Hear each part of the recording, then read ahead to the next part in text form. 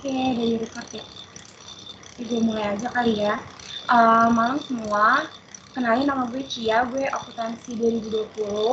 Kemarin sebenarnya juga ngajar TE2 juga, pas paru TS, terus kali ini paru UAS juga sama gue lagi, gue harap kalian gak bosan.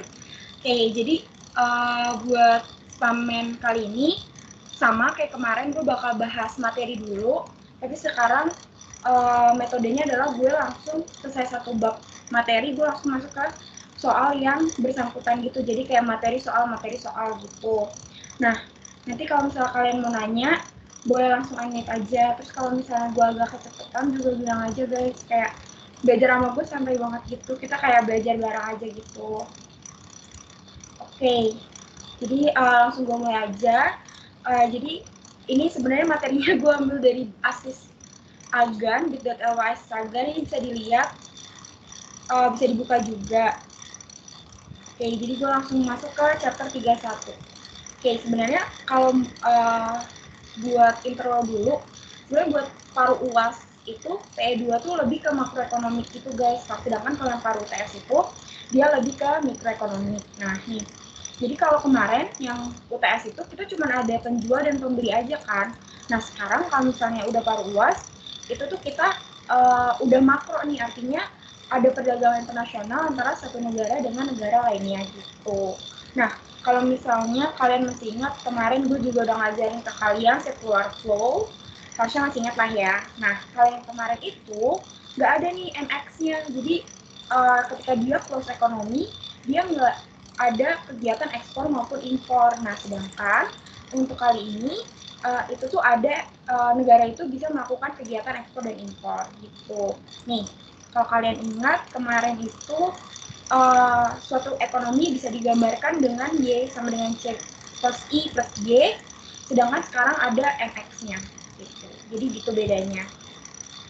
Nah, tapi mungkin kalau kalian apa ya, gue yakin kalian semua udah kayak familiar gitu kan dengan apa sih ekspor, apa sih impor gitu. Gue yakin kalian udah tahu. Nah, tapi itu sebenarnya dulu kalau gue SMA ya, gue tuh taunya ekspor dan impor itu tuh cuma barang doang gitu, barang atau jasa doang. Nah, sedangkan di PE2 ini gue udah dikenalin nih sama capital asset gitu. Jadi suatu negara itu bisa melakukan ekspor di financial market gitu. Nah, ini nanti bakal gue jelasin di bawah. Jadi sebenarnya ekspor impor itu terdiri dari dua market, dia ada yang terhadap produk dan yang kedua ada financial gitu. Oke, sampai sini ada yang mau tanya dulu nggak? Oke, gue anggap jelas ya. Oke, nah ini gue lanjut pengertian ekspor, pengertian impor. Gue harap kalian udah tahu. Ya udah, berarti kalau ekspor kita ngejual barang ke luar negeri, sedangkan kalau impor kita beli barang dari luar negeri. Gitu. Nah, gimana? Gimana ya jelasin ya? Jadi dalam suatu negara kan ngelakuin ekspor dan impor nih. Nah, pasti ada selisih dong antara berapa sih yang kita ekspor sama berapa sih yang kita impor. Nah, itu tuh namanya net export atau trade balance gitu. Gimana cara carinya? Ya udah, cara carinya gampang. Tinggal ekspor kurangi impor gitu. Nah, dari fungsi ini ada tiga possibilities yang bisa terjadi gitu. Yang pertama adalah trade surplus gitu. Trade surplus itu terjadi ketika trade balance-nya kita tuh positif. Nah, kalau misalnya trade balance-nya positif, berarti kita lebih banyak ekspor daripada impor. Ya udah, berarti kebalikannya aja buat trade deficit. Jadi kalau trade deficit dia negatif, kenapa? Karena ya udah ekspornya lebih kecil nih daripada impornya gitu. Nah, yang ketiga adalah balance rate. Balance rate ini ketika net ekspornya itu sama dengan 0. Cuman ini sebenarnya kalau in real life itu bakal sangat agak impossible gitu buat terjadi karena pasti ada selisihnya antara ekspor dan impor. Nah, ini bisa dibaca aja, mungkin nice to know factors that might influence a country's export, import, and net export. Oke. Nah, tadi udah nih buat yang product market. Terus yang financial market gimana, Ci? Nah, buat di financial market, gue mau jelasin dulu ke kalian, ada yang namanya capital outflow. Apa sih capital outflow? Jadi capital outflow itu adalah ketika kita ngebeli foreign asset di luar negeri gitu. Bentar, gue mau jelasin pakai contoh di buku. Ya.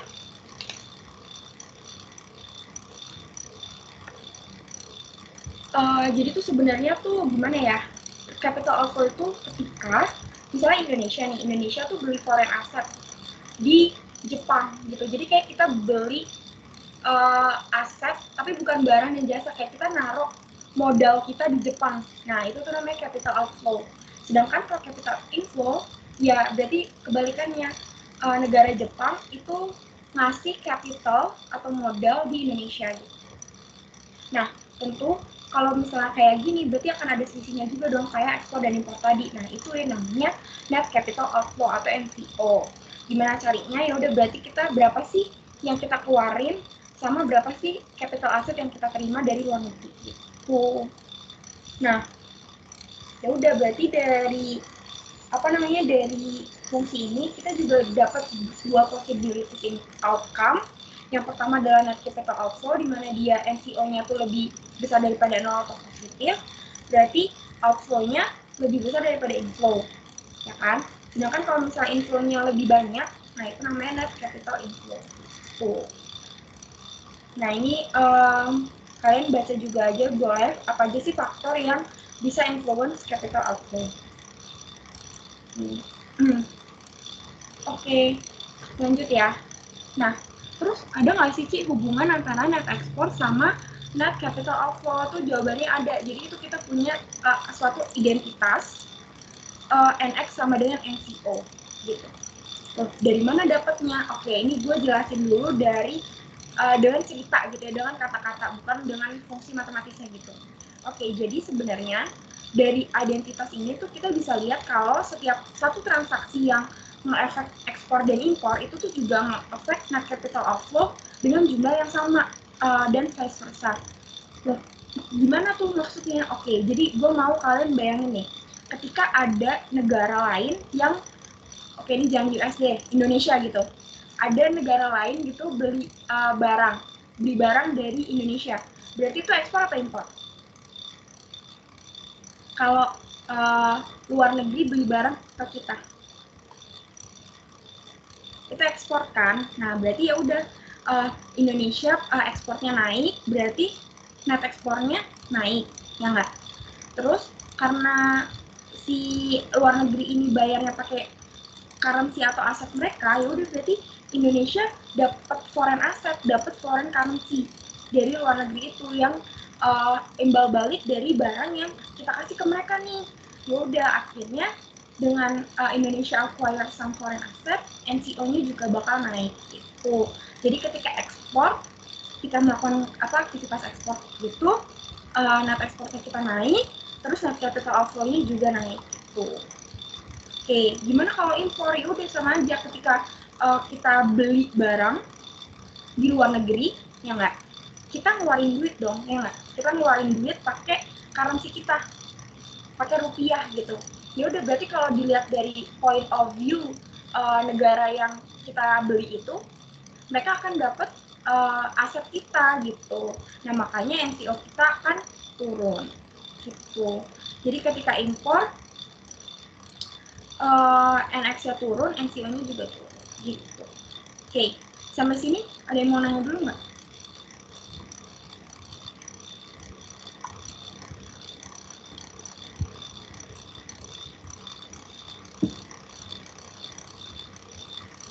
Oke, paham ya?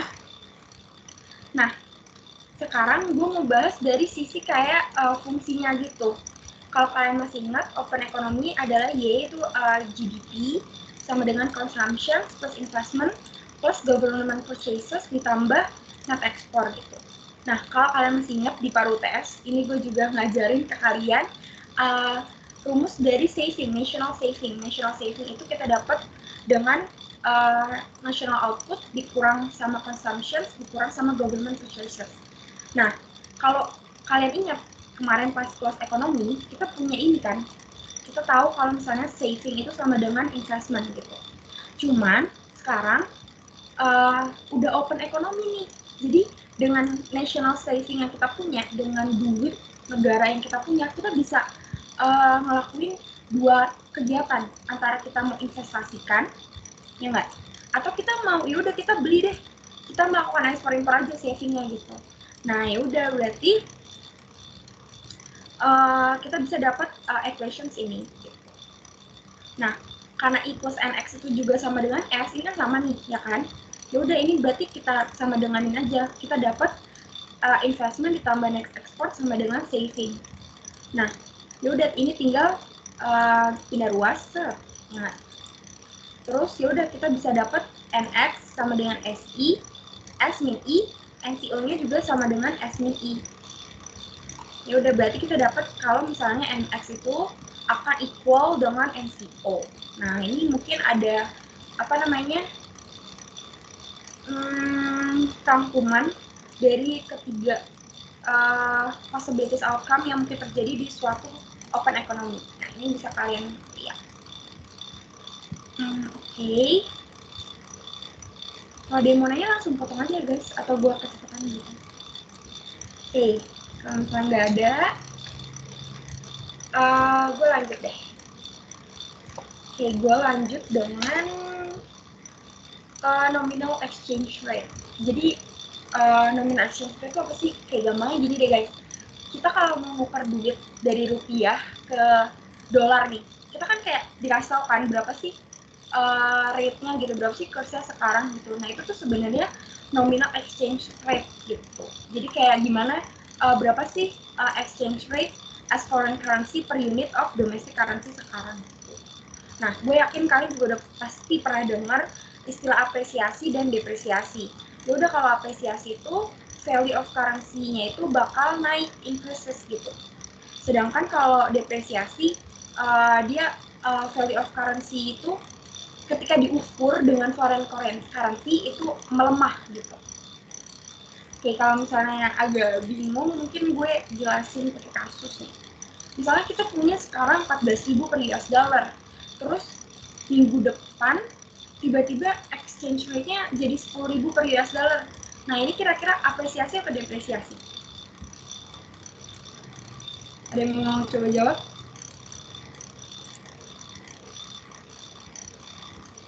Oke, mungkin gue jawab aja ya. Ini tuh apresiasi. Kenapa? Karena dengan lebih sedikit rupiah yang kita keluarkan, itu tuh kita bisa dapat lebih banyak US dollar gitu. Sedangkan kalau misalnya nih minggu depannya lagi tiba-tiba dia jadi 17.000. Oh, ya udah, berarti ini depresiasi. Artinya kita dengan rupiah yang lebih banyak, kita dapat US dollarnya lebih sedikit. Itu makanya depresiasi. Oke. Nah, tapi sebenarnya dalam suatu ekonomi itu harga currency itu nggak cuma dipengaruhi sama nominal exchange rate-nya doang. Nah, makanya ada real exchange rate. Nah, real exchange rate ini adalah rate di mana barang dan jasa di suatu negara itu bisa ditukar dengan barang dan jasa yang sama tapi di luar negeri gitu. Aduh, belibet banget ya. Cuma tuh gimana ya, intinya real exchange rate itu adalah berapa sih kita bisa mengukur satu benda di Indonesia dengan benda di luar negeri gitu. Oke, nanti mungkin gue kasih contohnya di bawah nih, ada Big Mac gitu. Oke, jadi sebenarnya real exchange rate itu dia ada suatu identitas matematis di mana nominal exchange rate kita kali sama harga di negara kita dibagi dengan harga di negara lain gitu. Oke, misalnya gue punya contoh Big Mac.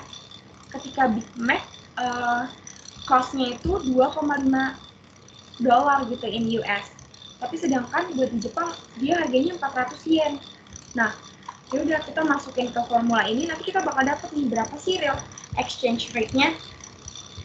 Oh, ternyata real exchange rate-nya tuh 0,75 Japanese Big Mac per US Big Mac. Nah, artinya itu untuk kita beli satu Big Mac di US, orang Jepang itu harus sacrifice an amount that to purchase 0,75 Big Mac di Jepang gitu.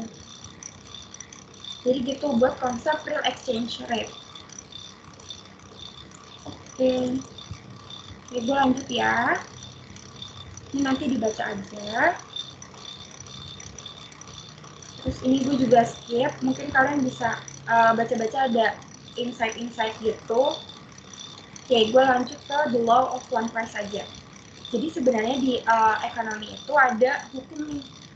namanya law of one price, dimana di hukum ini tuh kayak kita mau suatu barang itu dijualnya sama aja semua di semua pasar gitu. Soalnya kalau misalnya harganya beda-beda kayak tadi gitu, bakal ada arbitrase. Arbitrase itu adalah ketika kita bisa take advantage nih dari price difference for the same item in different market. Misalnya apa ya, harga minyak di Malaysia sekarang jauh lebih murah daripada di Indonesia, harganya naik mahal langka gitu kan. Ya udah kalau gitu seller di Malaysia kenapa nggak jualan aja di Indonesia gitu. Nah itu tuh arbitrase gitu. Nah oke, nah tapi sebenarnya ini apakah bisa gitu? Apakah law of one price ini bisa gitu diterapkan? Nah sebenarnya meskipun harga di berbagai tempat itu berbeda awalnya, namun karena ada yang memanfaatkan sisi perbedaan harga tadi, maka ujungnya akan terjadi keseimbangan dalam harga yang sama. Oke. Oke, gue lanjut ke teori purchasing power parity atau PPP. Oke, jadi kalau purchasing power parity ini adalah teori of exchange rate gitu. Nah, gimana sih teorinya? Nah, teorinya itu adalah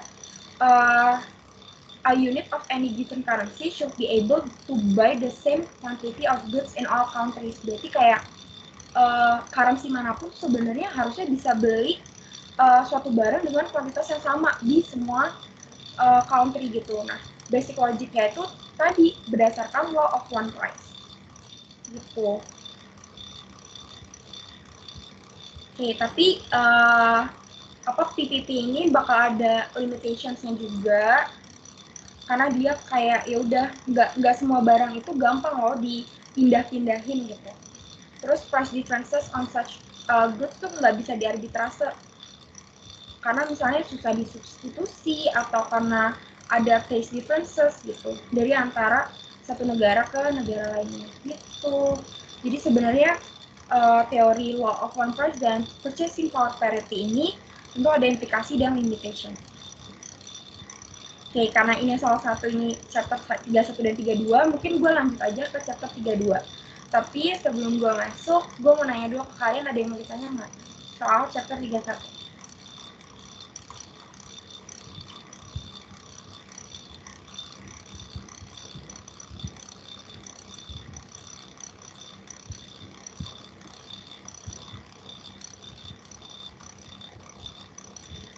Oke, nggak ada ya, gue jelas. Gue lanjut ke chapter 32.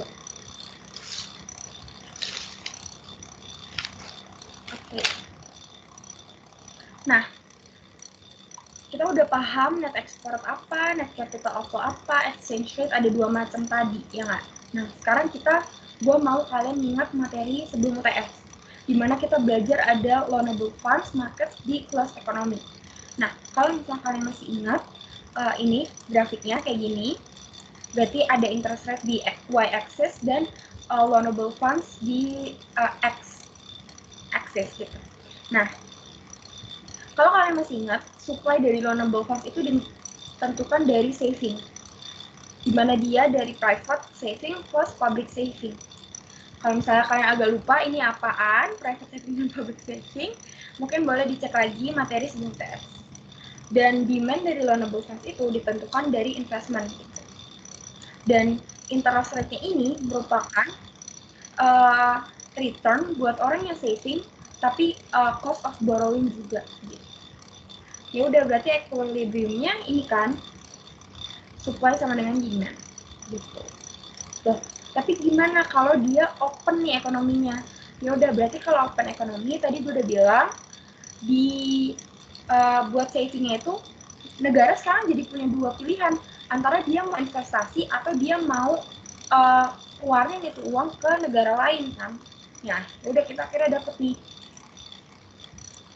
saving sama dengan domestic investment ditambah net capital outflow. Itu buat yang di open economy. Kalau buat supply loanable funds-nya di open economy itu sama, tetap dari national saving juga. Nah, yang beda adalah dia demand-nya, demand for loanable funds-nya.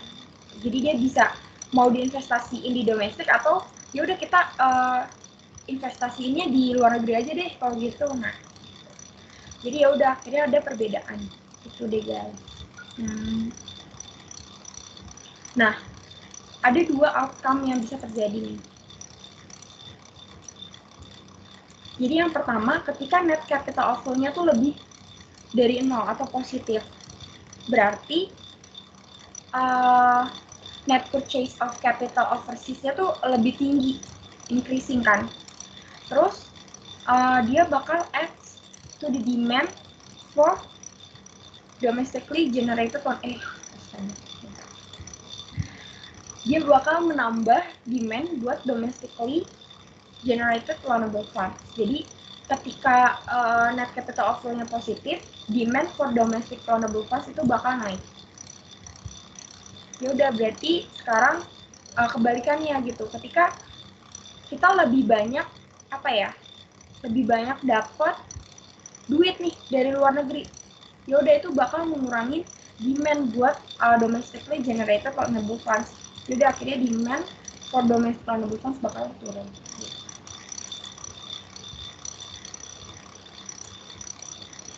Oke, nih kayak gue mau jelasin pakai kurva. Buat kurvanya tuh sebenarnya sama aja. Nah buat mungkin ini sih yang baru kalian lihat adalah grafik dari net capital outflow ya.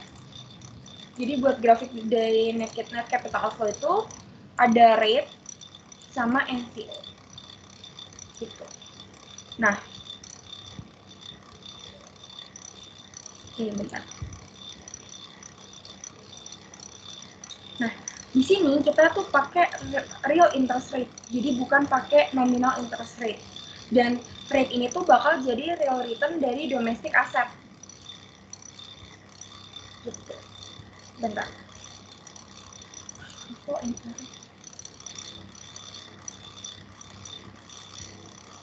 Oh, oke.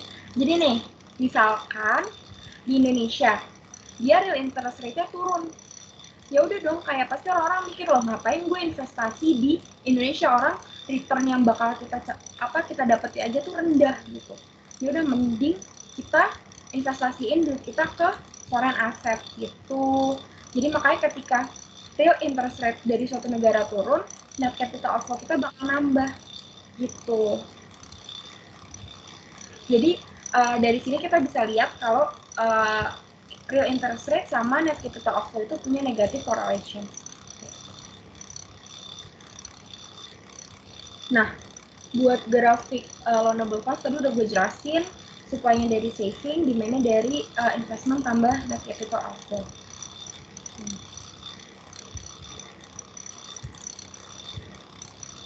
Oke, mungkin sampai sini dulu ada yang mau nanya nggak? Soal grafiknya, karena ini lumayan penting guys, kayak kalian harus ngerti gitu loh konsep dibalik grafik ini. Ada yang mau nanya?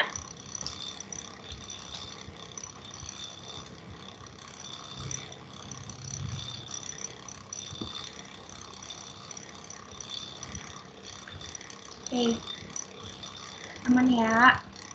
Oke, kalau udah, gue bakal ngejelasin suatu ada ini guys, ada tiga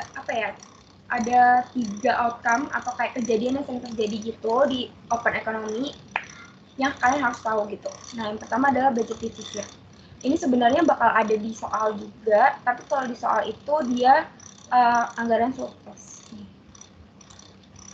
Jadi ya udah, nggak apa-apa, gue jelasin dulu yang budget deficit, nanti gue jelasin buat yang budget surplus. Oke, jadi yang pertama-tama gue mau jelasin dulu nih ke kalian apa sih budget deficit gitu.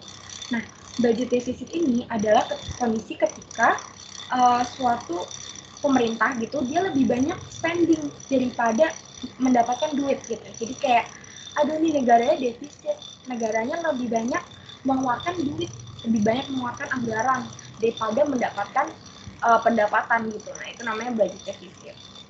Gitu. Nah, gimana sih Kak cara kita gambarin kejadian ini gitu? Nah, oke. Jadi yang pertama-tama, kalau misalnya kalian ingat, budget defisit itu tuh bakal mengurangi saving. Loh, kenapa? Jelas dong, kalau misalnya government itu lebih banyak spendingnya daripada pendapatan, berarti national savingnya turun, ya nggak? Salah. Jadi kalau budget defisit, negara lebih banyak spending, udah tabungannya habis dong.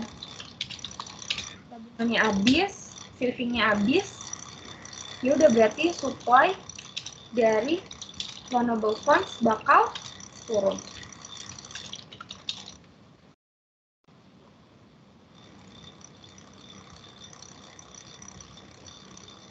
Oke, itu digambarin di grafik yang mana, Ci? Oke, nih, kita lihat yang loanable funds-nya dulu. Ketika budget defisit, berarti loanable funds turun, supply dari loanable funds turun, berarti shifting to the left, ya nggak? Nah kan, dari A ke B, mengakibatkan real interest rate-nya kita akan naik, gitu.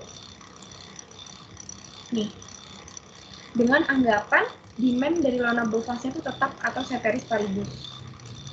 Oke, kalau udah kayak gitu, kita bisa ngeliat di gimana sih buat net capital outflow-nya gitu. Ya udah, kita derive aja grafiknya dari A ke B. Berarti ini net capital outflow-nya turun, gitu.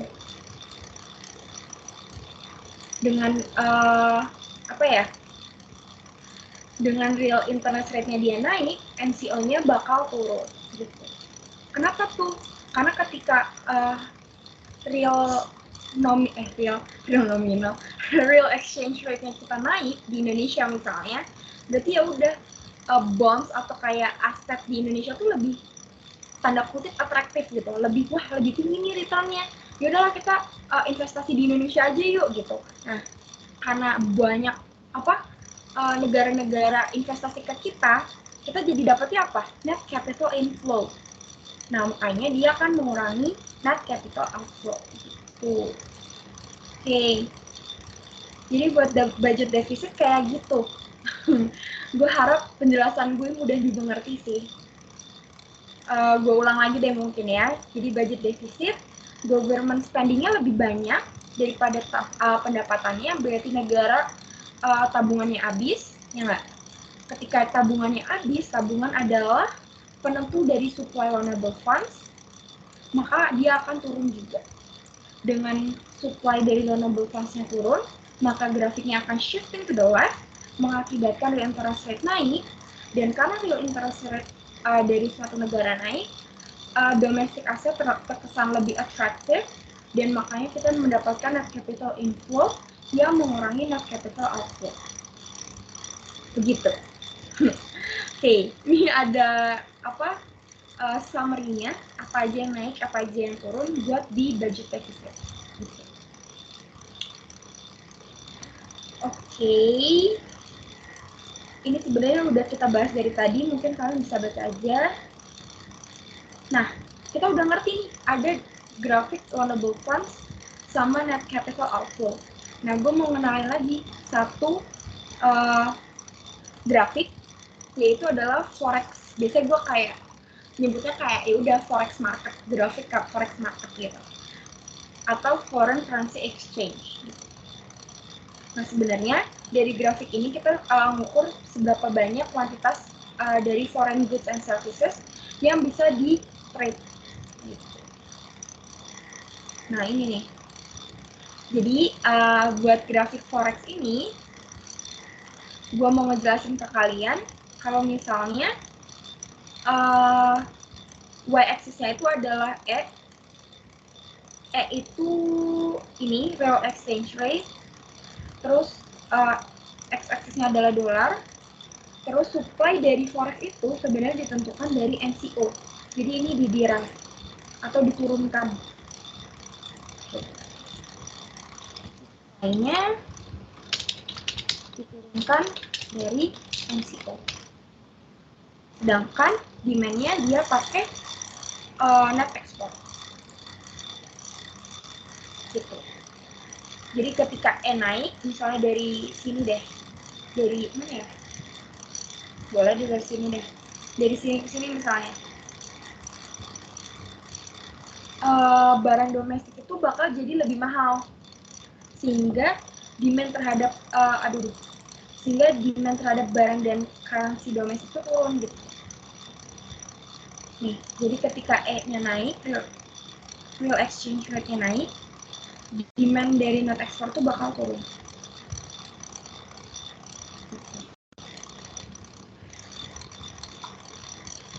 Nah, namun E itu tuh nggak akan berpengaruh nih terhadap saving dan investment, sehingga nggak akan ngaruh sama supply atau NCO-nya.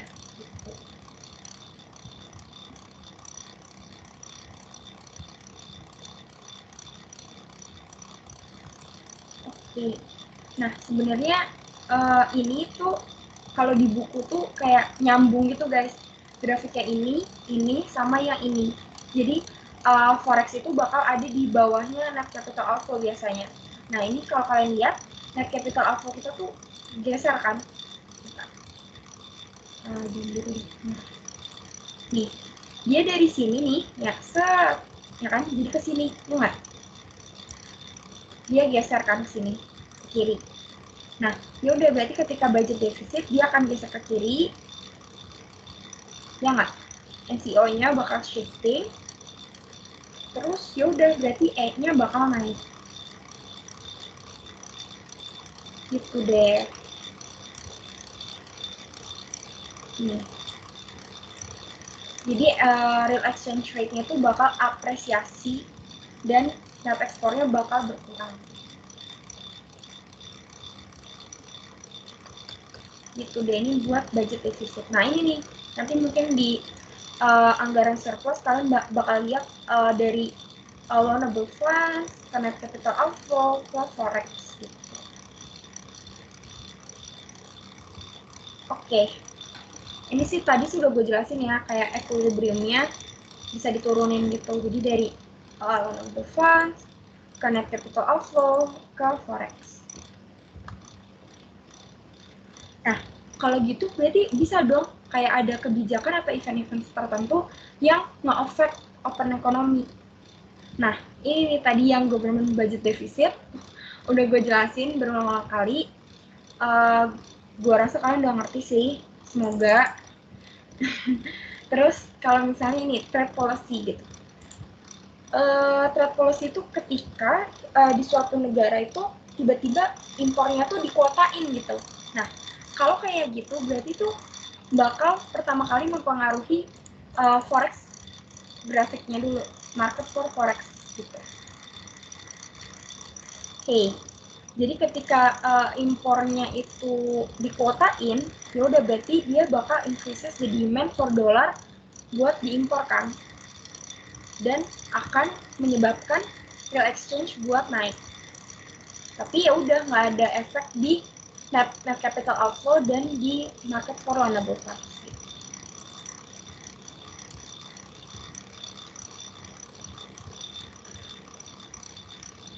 Nah, ini buat yang capital flight, kayaknya langsung gue jelasin di soal aja.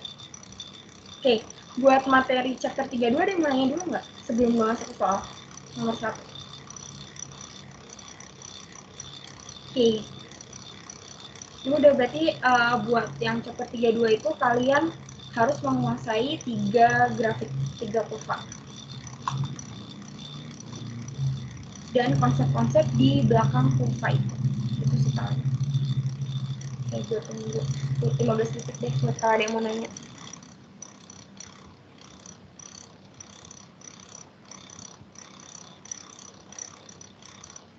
Oke, kalau nggak ada mungkin gue langsung aja jelasin soal nomor 1. Nah, soal nomor 1 ini gue ambil dari soal UAS tahun 2016-2017. Jadi ya udah nih, pada perekonomian terbuka, suatu negara dapat melakukan transaksi dengan negara lain dalam hal perdagangan barang dan jasa serta lalu lintas modal. Terus kita disuruh jelasin dengan model perekonomian terbuka, jawab pertanyaan-pertanyaan berikut. Nah, Yang pertama, ini gampang nih. Apa yang dimaksud dengan net export dan net capital outflow, terus gimana sih mereka itu saling berhubungan, terus kita suruh kasih contoh transaksi antara dua negara. Oke. Ya udah, berarti ini tadi udah gue jelasin nih di awal ya kan. Apa itu net export? Ya udah, berarti net export itu adalah ekspor dikurangi import gitu. Bisa nih kalian jelasin. Ya udah, berarti ini adalah selisih antara barang atau jasa yang sebuah negara jual ke negara lain dengan barang dan jasa yang dibeli. Barang.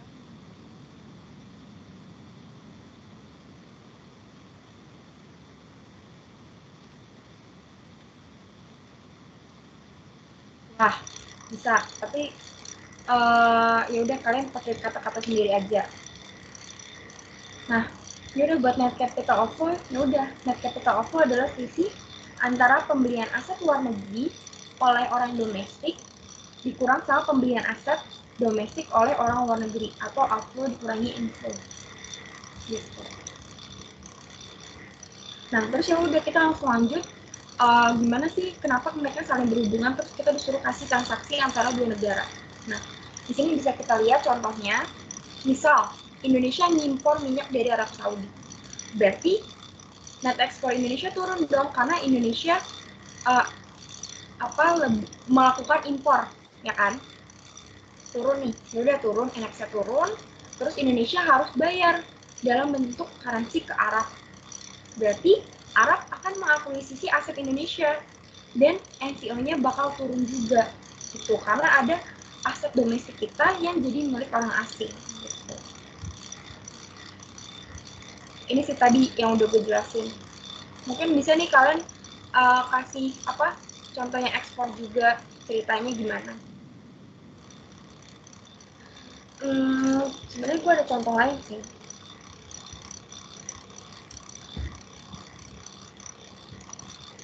Cuman harusnya sih contoh kayak gini udah paling simple sih. Udah paling simple dan ini udah benar gitu. Oke.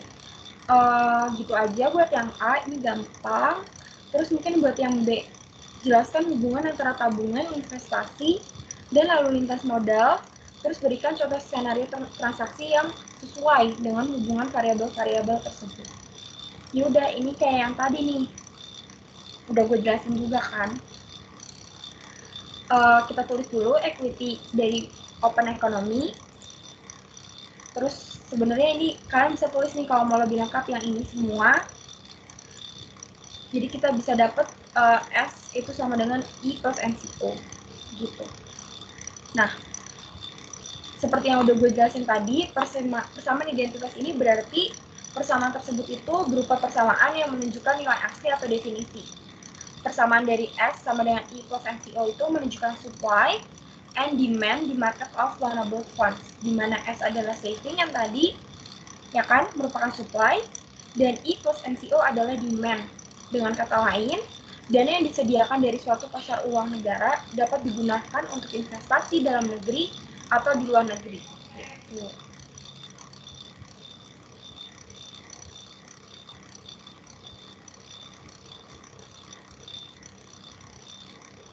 Oke. Buat yang A sama B, yang mau nanya nggak? Jelas ya? Oke. Mungkin kalau jelas, gue lanjut ke C. Yang C itu kita disuruh jelasin perbedaan nilai tukar nominal sama nilai tukar real. Terus kayak gimana sih hubungan antara dua variabel dengan menggunakan contoh transaksi perdagangan antar dua negara. Bentar guys, tiba-tiba ada paket. Bentar ya.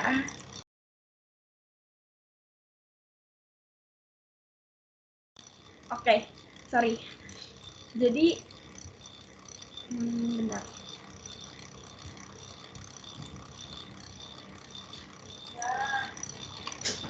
Oke, jadi udah gue jelasin juga tadi penjelasan dari nilai tukar nominal, yaitu adalah nilai tukar di mana mata uang domestik dapat ditukarkan dengan mata uang asing. Sedangkan nilai tukar real adalah nilai tukar yang perbandingannya menggunakan daya beli dari mata uang masing-masing. Aduh, kenapa gue jadi ya? Jadi intinya nilai tukar nominal itu nilai tukar mata uang, sedangkan kalau nilai tukar real itu nilai tukar yang menggunakan daya beli gitu. Terus ya udah kita disuruh jelasin juga hubungannya. Nah, sebenarnya hubungan dari nilai tukar nominal dan real itu berbanding terbalik. Jadi kalau misalnya mata uang domestik itu apresiasi, maka harga barang domestik itu relatif lebih mahal. Karena kita bisa lihat dari rumus yang tadi udah gue jelasin. Nih, gue punya contoh transaksi. Misalnya kurs yang berlaku sekarang adalah 3.000 per yuan. Terus harga baju batik di Indonesia itu adalah 120.000. Sedangkan di Tiongkok adalah 60 yuan. Ya udah, berarti nilai tukar realnya gimana? Berarti tinggal 1 per 3.000 dikali 120.000 per 60. Nah, kita dapat nilai tukar realnya itu adalah 0,667. Nah, artinya dari satu baju batik di Indonesia itu sama dengan 0,667 baju batik di Tiongkok gitu. Nah, melalui persamaan itu pula kita dapat melihat bahwa nilai tukar real itu selain ditentukan nilai tukar nominal akan ditentukan oleh harga atau daya beli uang itu sendiri gitu. Jadi dalam kasus ini semakin mahal harga di salah satu negara menyebabkan nilai tukar real yang lebih lemah gitu. Oke. Ada yang mau nanya? Kalau ada yang mau nanya langsung potong gue aja ya. Kalau nggak ada gue lanjut. Nah, yang di D ini tadi nih, kalau yang tadi udah gue jelasin ada budget deficit, gimana kalau misalnya dia budget surplus? Nah, gimana ya budgetnya? Oke. Jadi kalian harus tahu dulu apa sih budget surplus. Ya udah, budget surplus itu kebalikan dari budget deficit tadi. Di mana kebijakan dalam penyusunan APBN, di mana anggaran untuk pengeluarannya itu lebih kecil daripada penerimaannya. Jadi kalau tadi government spending-nya lebih gede, sekarang government spending-nya lebih sedikit. Berarti national saving-nya kita akan naik gitu. Nah, nih. Ketika national saving rises, kalian harus ingat juga national saving merupakan supply dari loanable funds, maka dia akan naik juga. Nih, ketika supply loanable funds naik, berarti dia akan shifting to the right. So, dari sini ke sini, ini nggak bisa karet ya.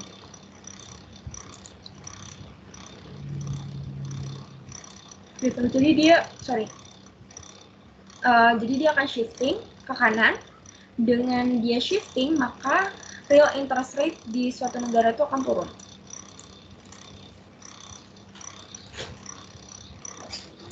Nah, kalau udah turun nih interest rate-nya, kita bisa lihat, kita bisa derive ke net capital outflow-nya gimana. Oke, ketika dia turun, maka domestic investment itu tuh bakal naik. Bentar. Oh, jadi ya udah, berarti kebalikannya kayak tadi nih. Ketika interest rate-nya turun, aset sama bonds di Indonesia tuh terkesan kayak, aduh, ngapain gue invest ke negara ini? Orang return atau interest rate-nya aja tuh udah rendah gitu loh. Ya udah, mending gue alokasiin duitnya ke negara lain gitu. Nah, karena kita mengeluarkan uang lebih banyak ke negara lain, net capital outflow kita akan nambah gitu. Jadi net capital outflow kita bakal naik.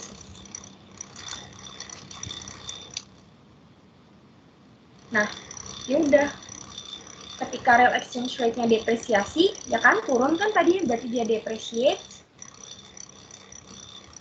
net ekspornya itu bakal naik gitu.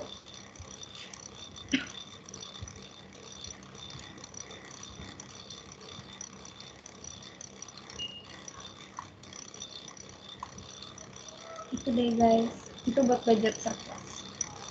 Ada yang mau nanya nggak? Paham nggak guys bedanya yang budget deficit sama budget surplus?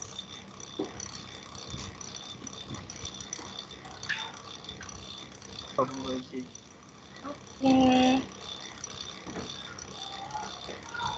Oke, ini tadi belum gue jelasin ya capital flight. Oke, kita langsung aja. Mana tadi capital flight? Oke, soal terakhir nomor 1. Jelaskan secara ringkas pengaruh dari terjadinya capital flight pada suatu negara terhadap nilai tukar negara tersebut. Nah, apa sih capital flight? Nah, capital flight itu merupakan penarikan dana atau investasi besar-besaran di suatu negara yang nantinya tuh dipindah gitu ke negara asalnya atau ke negara lainnya.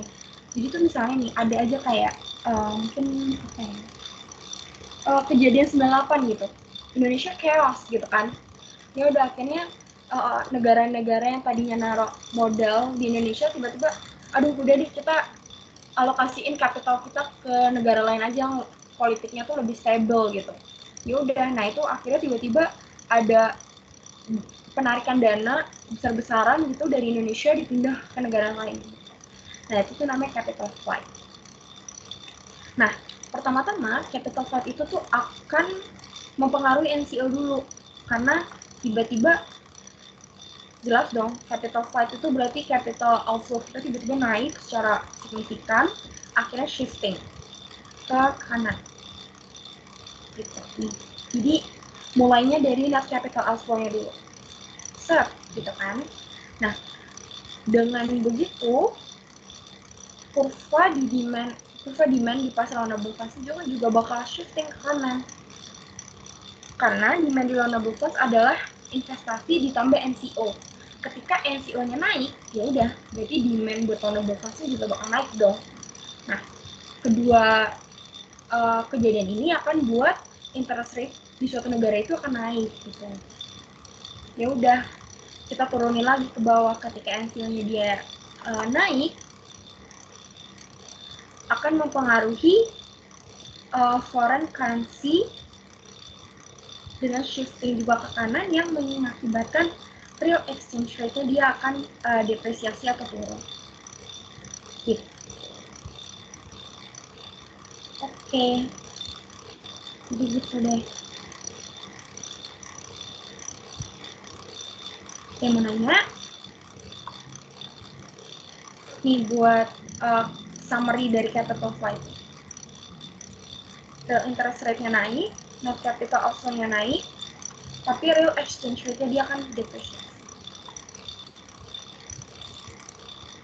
Jadi apa ya, kalau misalnya buat chapter 32 ini tuh kalian lebih kayak ngertiin gitu loh. Sebenarnya kejadian itu tuh bakal ngaruh di grafik yang loanable funds, NCO atau forex gitu. Nih, kalau yang buat budget deficit sama budget surplus kan dia mempengaruhi loanable funds-nya dulu kan. Terus kalau misalnya dia import kuota, dia ngaruh cuman ke net exportnya doang, berarti di forex-nya doang. Terus kalau misalnya political instability dan capital flight, dia akan ngaruh di market for net capital outflow. Jadi beda kejadian tuh sebenarnya beda mulai perubahannya itu di mana gitu. Oke. Ntar gue izin minum dulu.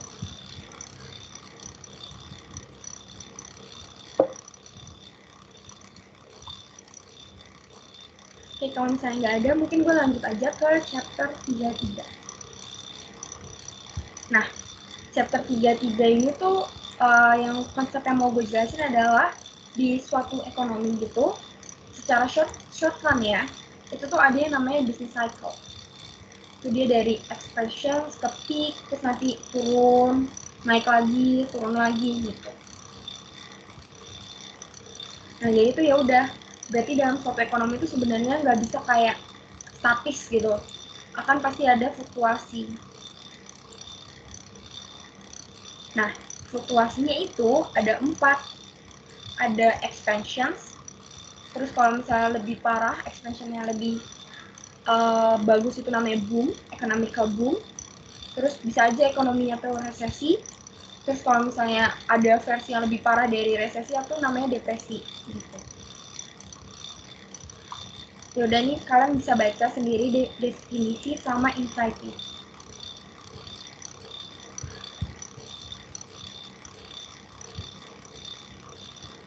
Oke, ini juga bisa dibaca aja explanations-nya. Gue mau lanjut langsung ke agregat demand sama agregat supply. Jadi sebenarnya agregat demand dan agregat supply ini adalah kurva yang mungkin kalian baru dapat yang menjelaskan gimana sih economic fluctuations di short run gitu. Jadi ya udah, kita buat di Y-nya punya price level, terus di X-nya itu ada real GDP.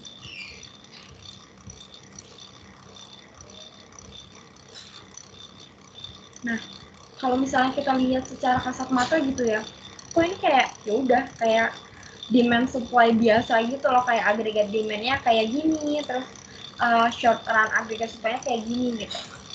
Tapi sebenarnya tuh ini tuh beda gitu guys. Bedanya di mana? Nanti gue jelasin. Oke. Jadi kita lihat dulu di agregat demand-nya. Nah, agregat demand-nya tuh dia downward sloping kan, kita lihat nih. Jadi agregat demand ini tuh sebenarnya menunjukkan seberapa banyak kuantitas dari barang dan jasa yang diminta di suatu ekonomi at any given price level. Nah, quantity of goods and services that household, firms, the government, and customer abroad di certain price level. Nah, kalau kemarin itu tuh kayak demand price-nya tuh ya udah kayak cuma satu household aja gitu kan, kayak permintaan dari suatu individu atau household. Sedangkan ini tuh udah kayak mau household, firm, government, sama bahkan customers di luar negeri itu aja tuh udah masuk gitu di agregat ini gitu sih. Jadi perbedaannya itu.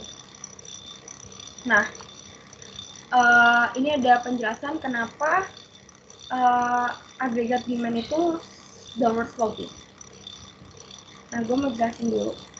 Jadi seperti halnya suatu kurva gitu kan, dia bisa moving along the curve dan bisa shifting. Oke, bentar. Oke, jadi buat yang moving along the curve dulu, dia yang pertama adalah wealth effect. Ketika price dan consumption relations gitu. Nih, ketika harga turun, ya udah berarti wealth and money value itu bakal naik kan. Kayak gimana ya? Gue jelasinnya kayak harga turun nih, berarti kekayaan orang-orang tiba-tiba jadi naik dong, kayak kita bisa beli lebih banyak barang dengan lebih sedikit uang gitu. Jadi kesannya kayak tingkat kekayaan orang-orang tuh pada naik gitu. Nah, dengan gini consumption-nya tuh bakal naik. Ya udah, itu bakal moving along the curve. Terus gimana kalau harga turun nih? Kalau harga turun, interest rate itu juga bakal turun. Dengan interest rate yang turun, ya udah, maka orang-orang akan milih investment. Investmentnya bakal naik.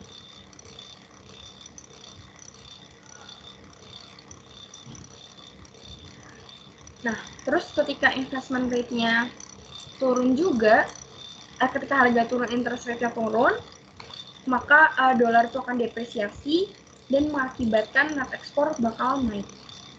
Gitu. Jadi buat shifting sih, buat moving along the curve, kesimpulannya ada 3 hal yang mempengaruhi, yaitu C,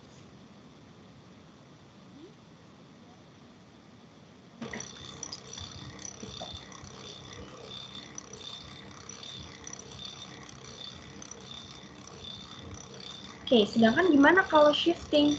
Nah, kalau shifting ini tuh sebenarnya sama kayak perubahan di consumption, investment, government spending sama MX, tapi tuh kayak yang enggak berhubungan sama perubahan harga gitu. Misalnya ada tax cuts, lower rate, massive infrastructure, dan lain-lain. Gitu. Oke, biar cepat gue langsung lanjut aja ke agregat supply. Jadi ini ada definisi dari agregat supply, kalian bisa baca. Dia adalah total quantity of goods and services yang diproduce. Nah, tapi perbedaannya di sini guys. Kalau misalnya di market supply and demand biasa kan ya udah, cuman ada satu aja gitu kan, short run. Sedangkan buat di agregat supply itu kita ada dua nih, ada short run di mana dia upward sloping dan long run-nya dia vertikal. Nah, kenapa gitu? Nah, kenapa sih long run aggregate supply itu vertikal? Karena ada yang namanya natural rate of output gitu. Jadi natural rate of output ini adalah suatu jumlah output yang bisa diproduksi di suatu ekonomi ketika penganggurannya itu at natural rate. Ayo, kalau kalian masih ingat apa itu unemployment natural rate, kalian harusnya paham sih. Nah, YN ini biasa disebut juga potential output atau full employment output gitu.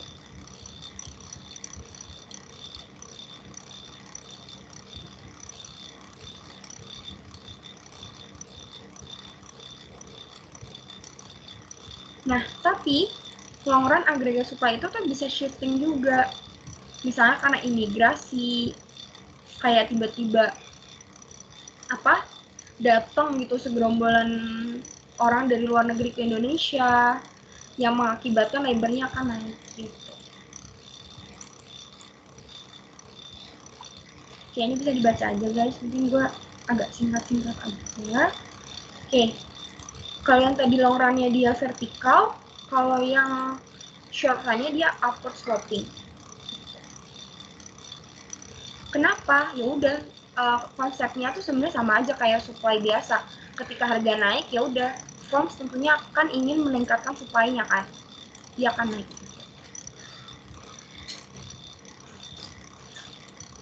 Oke, ini ada teori-teori di supply short run aggregate supply, kalian bisa baca aja.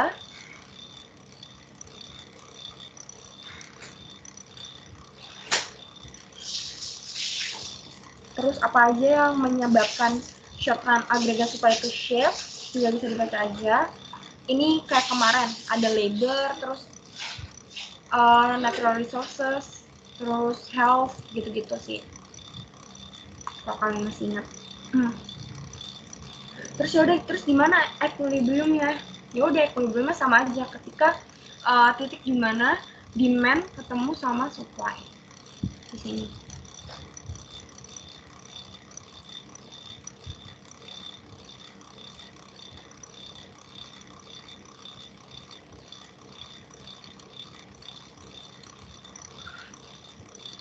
Oke.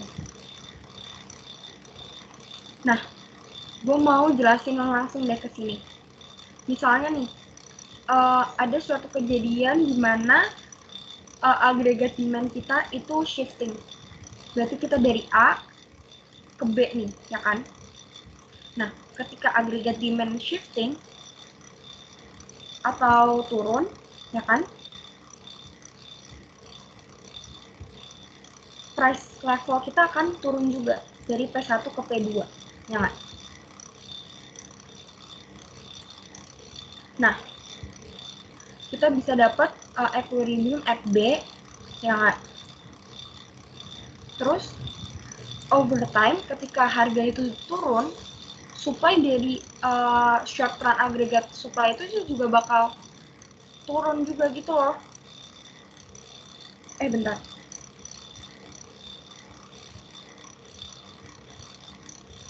Bentar.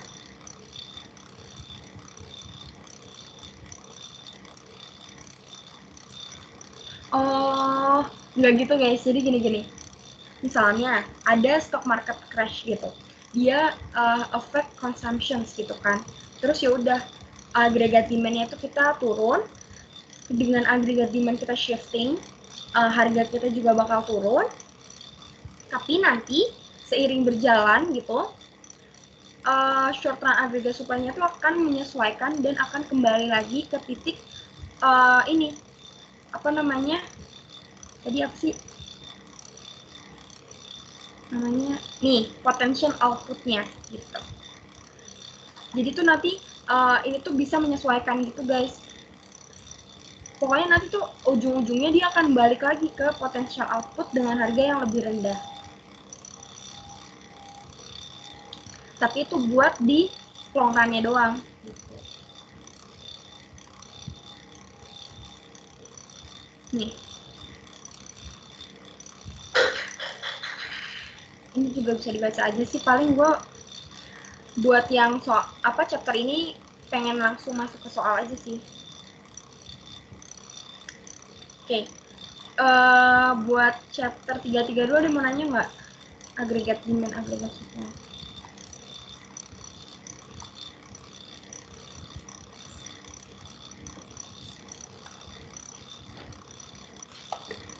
Oke, mungkin kalau nggak ada, gue langsung masuk ke soal kan. Nah, ini soalnya diambil dari soal gue nih, guys. Oke, gue pengen kalian baca dulu deh soalnya. Jadi intinya dia ada decline kuarternya, kuarter 20. Pertumbuhan PDB-nya dari 5% jadi 3%. Terus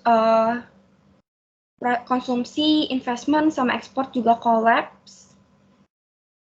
Terus ya udah akhirnya ekonominya jadi jelek gara-gara COVID-19. Nah, kita ditanya yang pertama, jelaskan kenapa sih konsumsi masyarakat, investasi, dan ekspor itu mengalami penurunan secara signifikan gitu. Terus kita juga disuruh jelasin apa yang dimaksud dengan pernyataan ini. Pertumbuhan ekonomi itu sangat bergantung pada pengeluaran pemerintah serta penurunan drastis pada permintaan terhadap impor. Oke. Jadi gue mau jelasin dulu kenapa sih kalau COVID-19 konsumsi masyarakat, investasi, sama ekspor itu mengalami penurunan secara signifikan. Oke, mungkin ini bakal gue gedein dikit biar kalian baca.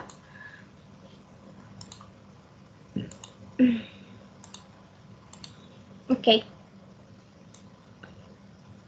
Jadi kalau misalnya pandemi COVID-19 ini, tentu kita kayak terdampak dong, kayak yang akan menyebabkan masyarakat itu mengurangi konsumsinya gitu. Terus ya udah akhirnya para pembisnis atau pengusaha juga kayak ya udah ngapain kita investasi sekarang ketika ekonominya lagi jelek, akhirnya dipotong tuh rencana investasi atau plan investment di Indonesia gitu. Nah, hal ini tuh untuk menyesuaikan keadaan tingkat produksi output yang menurun. Ya dong, karena kan kayak COVID-19 terus PPKM gitu kan, terus pekerjanya nggak boleh kerja di office, kayak dibatasin, pastinya outputnya juga bakal turun gitu. Nah, akhirnya output turun, nilai impor juga akan berkurang gitu. Nah, kalau misalnya kita lihat dari apa namanya fungsi open economy, ya udah why consumptions ini dari PDB dikurangi tax, terus ditambah rate, ditambah government, ditambah net export. Nah, ketika PDB turun, consumption juga bakal turun, interest rate-nya juga bakal turun kan? Ya nggak? Nah, kalau kayak gini, mau nggak mau, biar tetap stabil, government-nya itu harus dinaikin sama net export-nya. Oke, jadi ketika yang bisa gue jelasin adalah ketika konsumsi turun, investasi yang direncanakan juga akan menyebabkan permintaan agregat turun. Nah, oleh karena itu, perlu ditingkatin nih government spending dan menurunkan impor biar biar ekonominya itu tetap stabil gitu dan nggak memperburuk keadaan lah intinya gitu. Jadi ya udah kita kejawab nih, pertumbuhan ekonomi itu ya emang bergantung nih pada pengeluaran pemerintah serta penurunan drastis pada permintaan terhadap impor gitu. Karena arti dari pernyataan tersebut sebenarnya government spending ini tuh bisa dianggap sebagai sebuah stimulus agar roda perekonomian itu dapat terus berjalan melalui penurunan impor, terus BLT, subsidi pajak, dan proyek padat karya. Gitu. Oke, buat pertanyaan yang A, ada mau nanya dulu nggak?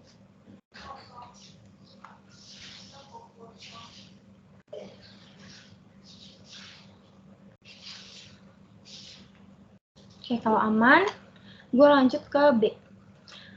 Yang di B itu ditanya apakah pandemi COVID-19 merupakan guncangan pada sisi permintaan, penawaran, atau keduanya. Terus kita disuruh jelasin pakai agregat demand sama agregat supply. Oke, jadi kalau kemarin gue jawabnya itu karena adanya penurunan tenaga kerja, maka akan berdampak pada kurva agregat supply. Jadi yang pertama kali terkena itu adalah agregat supply. Kalian harus ingat dulu apa aja sih yang berpengaruh pada agregat supply. Tadi kan udah gue jelasin ya. Jadi, buat mana ya? Nih. Mana? Mana? Oh, ini nih. Yang bisa nge-shifting itu adalah labor, termasuk labor salah satunya. Ya udah, berarti karena ada penurunan tenaga kerja, maka kurva agregat supply-nya itu akan turun, shifting ke kiri, terus karena adanya penurunan kapital dan adanya crowd effect juga berdampak pada agregat supply. Jadi ya udah, agregat supply-nya bakal geser. Nah, terus pemerintah pada akhirnya berusaha dong untuk meningkatin gimana sih government spending-nya tuh bisa meningkatkan perekonomian gitu, misalnya dengan meningkatkan pajak gitu. Nah, saat kurva AD-nya tuh geser ke kanan dari AD1 ke bentar. Oke, ini kebalik. Jadi dari sini baca penjelasannya yang ini dulu ya guys. Nah, pandemi itu selain ngurangin penurunan tenaga kerja, itu juga mengurangi konsumsi masyarakat, investasi, dan ekspor. Tadi udah gue jelasin. Nah, karena hal ini tuh berpengaruh pada agregat demand, akibatnya agregat demand-nya juga bakal turun. Jadi dari AD ke AD2. Nih. Jadi kita dari A ke sini, kita sekarang ada di B nih. Dengan kuantitas outputnya rendah, terus harganya juga turun, gitu kan. Nah, akhirnya pemerintah berusaha dong buat ningkatin gimana sih government spending-nya dengan meningkatkan pajak. Nah, abis dia dari geser ke kanan, karena dia mau meningkatkan government spending-nya, balik lagi nih ke titik normalnya di C, gitu. Jadi tuh pada intinya kayak, apa ya, intinya pandemi COVID-19 ini ngaruh ke agregat demand, karena konsumsi masyarakat turun, investasi turun, ekspor turun, terus juga ngaruh ke agregat supply, karena dia adanya penurunan tenaga kerja, tapi nanti seiring berjalan waktu di long run, pemerintah akan melakukan stimulus ekonomi dan akhirnya outputnya itu akan kembali ke potensial output. Gitu. Oke, ada yang mau ditanya dulu nggak guys? Bentar.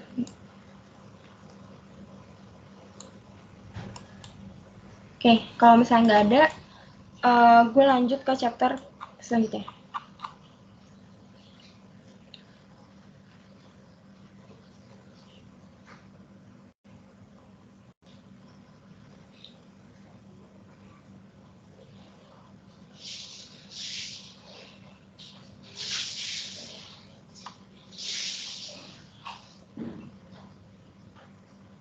Oke, mungkin gue izin break dulu ya guys ke kamar mandi sebentar.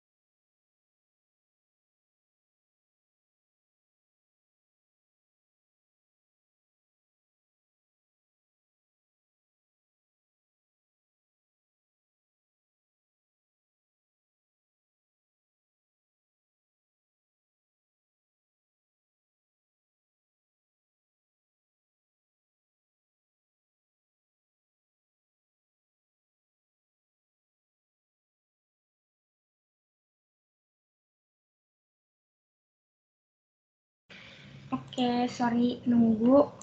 Gue lanjut ya. Oke, sekarang buat yang chapter 34 itu kita bakal belajar gimana sih hubungan dari money supply and demand ke aggregate demand gitu. Nah, bentar. Ini sebenarnya gue mau ngejelasin ke kalian ada teori liquidity preference gitu. Jadi sebenarnya ini adalah a simple theory for interest rate gitu. Jadi di teori ini tuh ngejelasin kalau sebenarnya interest rate itu bisa nge-adjust nih balance supply dan demand buat uang gitu. Oke. Nah, terus seperti yang kita tahu, kalau misalnya kalian ingat nih dulu pas UTS, gue jelasin kan, kalau money supply itu ditentukan oleh central bank atau the Fed gitu. Jadi dia nggak bergantung sama interest rate. Sedangkan buat money demand itu dia merefleksikan seberapa besar sih orang-orang itu mau megang uang dalam bentuk cash gitu, dalam bentuk liquid form gitu.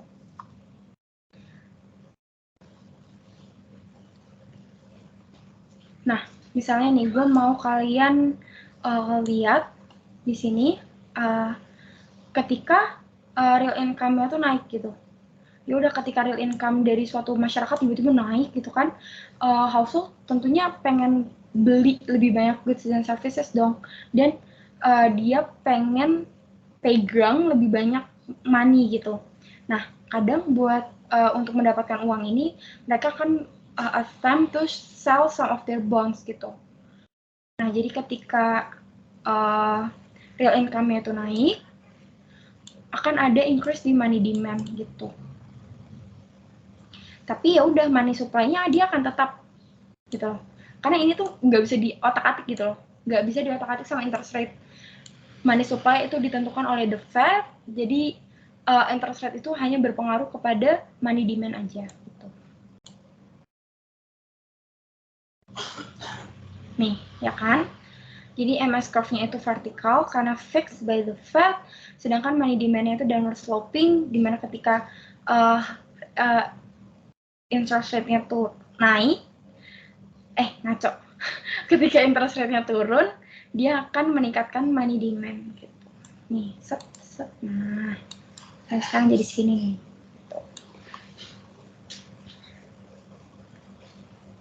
Gitu deh.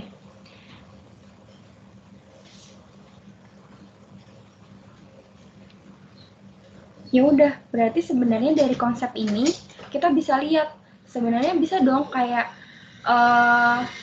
pemerintah gitu ngotak-ngatik interest rate, kayak menetapkan interest rate untuk merubah agregat demand gitu loh. Nih. Jadi tuh monetary policy itu adalah kebijakan mengubah interest rate. Coba kita cari ya, kebijakan moneter. Oh, definisinya apa?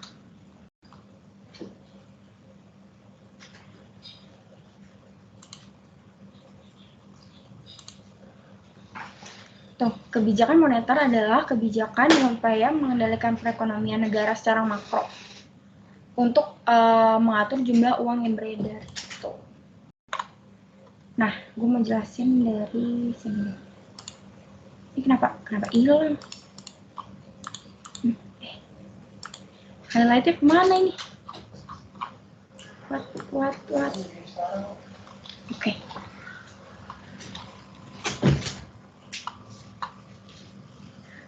Jadi tuh sebenarnya dari penjelasan singkat gue tadi, kita bisa lihat kalau misalnya the Fed itu bisa naikin interest rate dengan mengurangkan money supply gitu.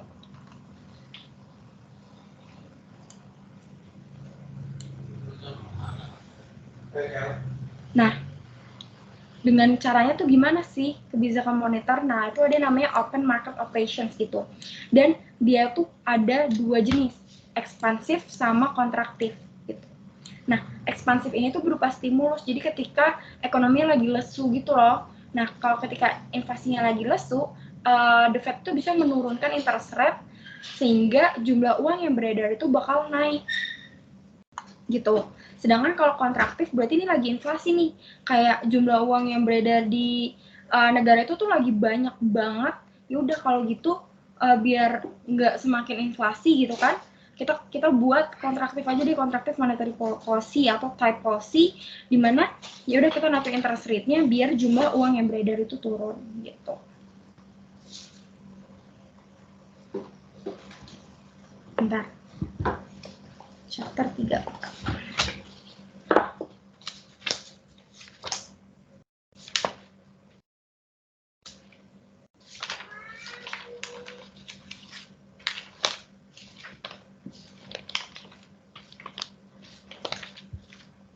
Oke.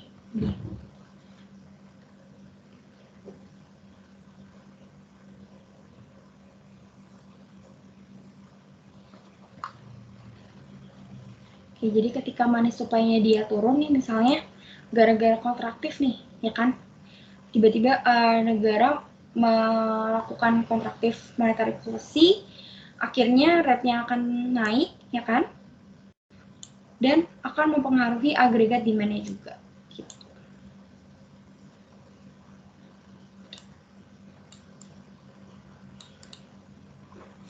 Oke, ini ada liquidity trap, mungkin kalian bisa baca aja.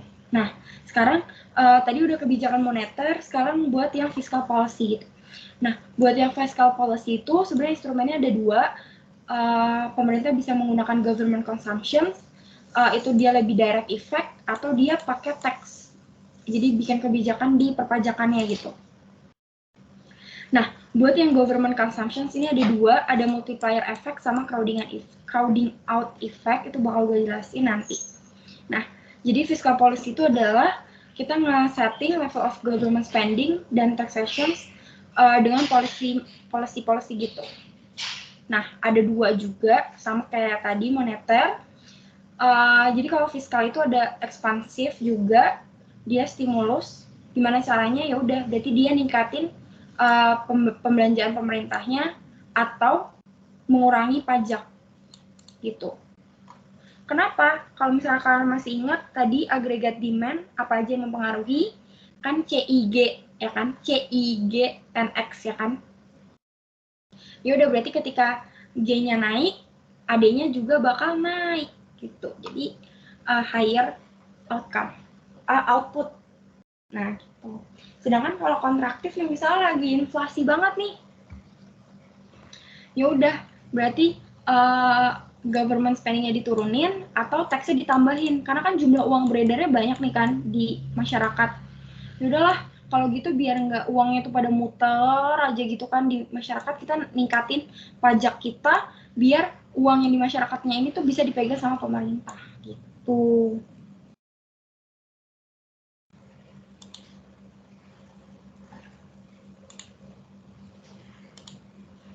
Oke. Nah, tapi tuh ada yang namanya multiplier effect gitu.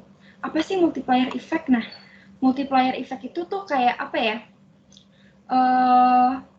Misalnya nih, gue punya kasus pemerintah tuh beli 20 billion dolar pesawat dari Boeing gitu kan. Ya udah, berarti Boeing dapat pendapatan kan sebesar uang yang sama dengan yang kita bayarin gitu. Nah, uang yang diterima Boeing ini bakal jadi pendapatan buat karyawannya sama profit buat ownernya. Ya udah, akhirnya orang-orang ini kan juga sebenarnya consumers juga kan. Nah, dia bakal spend porsi dari gajinya itu buat konsumsi. Nah, nanti bakal ningkatin agregat demand gitu. Jadi intinya multiplier effect itu kayak suatu kegiatan itu tuh bisa punya efek lain yang lebih besar daripada efek yang kita perkirakan gitu loh.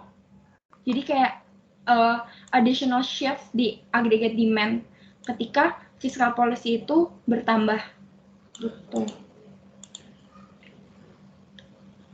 Ketika nih, summary-nya adalah ketika higher G, kita punya higher aggregate demand, punya higher outcome, terus akhirnya orang yang dapat gajinya itu dia akan ningkatin konsumsi lagi misalnya. Lah, kalau ningkatin konsumsi berarti adanya naik lagi dong. Nah, jadi gitu. Kayak itu multiplier effect gitu. Nah, sebenarnya multiplier effect ini nggak kayak ngaco gitu loh, bisa dihitung. Nah, gimana? Ini ada rumusnya. Oke. Nah, di sini mungkin kalian SMA juga udah pernah belajar ya, ada yang namanya marginal propensity to consume, di mana dia adalah fractions dari ekstra pendapatan kita buat ditabung gitu. Ngaco, buat dikonsumsi daripada ditabung. Itu MPS kalau buat ditabung, cuman kalau MPC itu untuk dikonsumsi. Gitu. Nah, tadi itu multiplier effect, efeknya lebih besar kan daripada yang kita ekspektasikan. Sedangkan buat crowding out effect ini, dia tuh lebih kecil, jadi dia akan nge-offset gitu.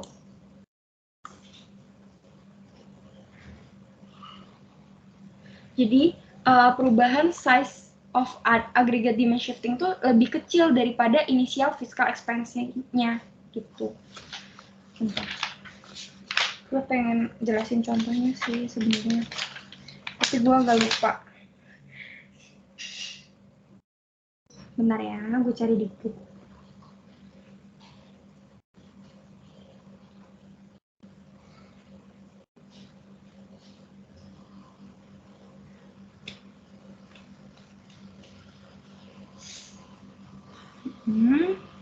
Spending.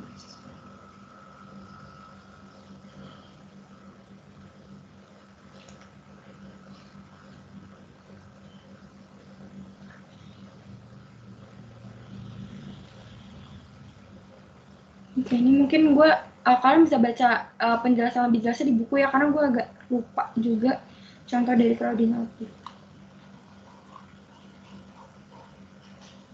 Oke, ini juga nice to know aja.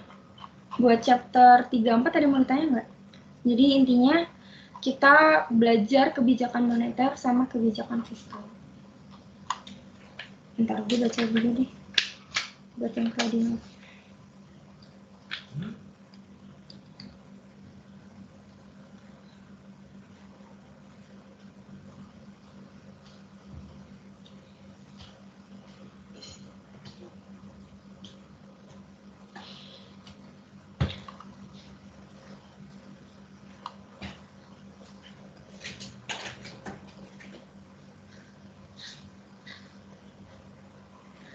Oke. Kalau nggak ada nanya, mungkin gue langsung aja lanjut ke soal keempat. 3. Oke. Ini soal ketiga gue ambil dari soal UAS 17-18. Oke, bisa dibaca. Kita dapat 4 identity ini. Terus kita disuruh yang pertama adalah tunjukkan MPC, marginal propensity to consume, dan jelaskan artinya. Oke. Nah, kalau misalnya kalian tahu MPC itu adalah variabel dari Y. Nah, ya udah berarti kan kita dapat nih 100 tambah 0,75Y dikurang 0,75T. Yaudah, sebenarnya B-nya ini adalah MPC-nya. Nih, 0,75Y. Jadi kayak angka yang nempel di variabel Y itu sebenarnya MPC. Gitu. Nah, kita udah dapat MPC-nya tuh sama dengan 0,75, artinya ketika konsumsi naik sebesar Rp1, maka Y-nya itu akan meningkat sebesar 0,75 atau konsumsi atau outputnya akan meningkat sebesar 0,75 gitu.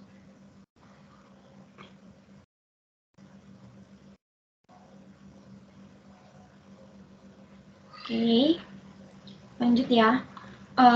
Jika PDB perekonomian tersebut adalah 1.800, berarti dikasih tahu nih Y-nya tuh 1.800 dalam kondisi full employment, hitung suku bunganya. Oke, sebenarnya ini tuh gampang. Kalian tinggal substitusi aja semuanya. Kan tadi Y-nya udah dikasih tahu nih 1.800. Masukin.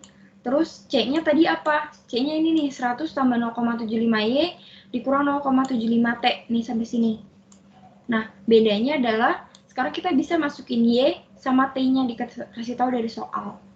Gitu. Terus tinggal dipindahin aja deh. I-nya berapa? 550R ditambah G-nya. G-nya adalah 125. Nih dikasih tahu di soal. Kita sederhanakan, nanti kita dapat 50R sama dengan 200. Kita dapat suku bunganya adalah 4. Gitu. Oke. Gue lanjut ya. Terus saat ini Bank Sentral itu menerapkan suku bunga yang baru sebesar 5%. Tadinya 4%, sekarang 5%. Terus kita ditanya, sebenarnya ini tuh moneter yang kontraktif atau ekspansif sih, terus hitung PDB-nya. Nah, kalau misalnya R-nya naik, ini kan naik nih dari 4 ke 5. Itu tuh termasuk ke kontraktif. Nih, ketika interest rate-nya naik, itu merupakan kontraktif monetary policy yang pada akhirnya akan menurunkan jumlah uang yang beredar. Gitu. Ya udah deh, kita bisa masukin aja fungsinya, cuma sekarang R-nya nih diganti 5. Kayaknya tidak dikasih tahu, dikosongin. Nah, nanti kita sederhanakan, kita dapat 0,25Y sama dengan 400, Y-nya sama dengan 1600. Gitu.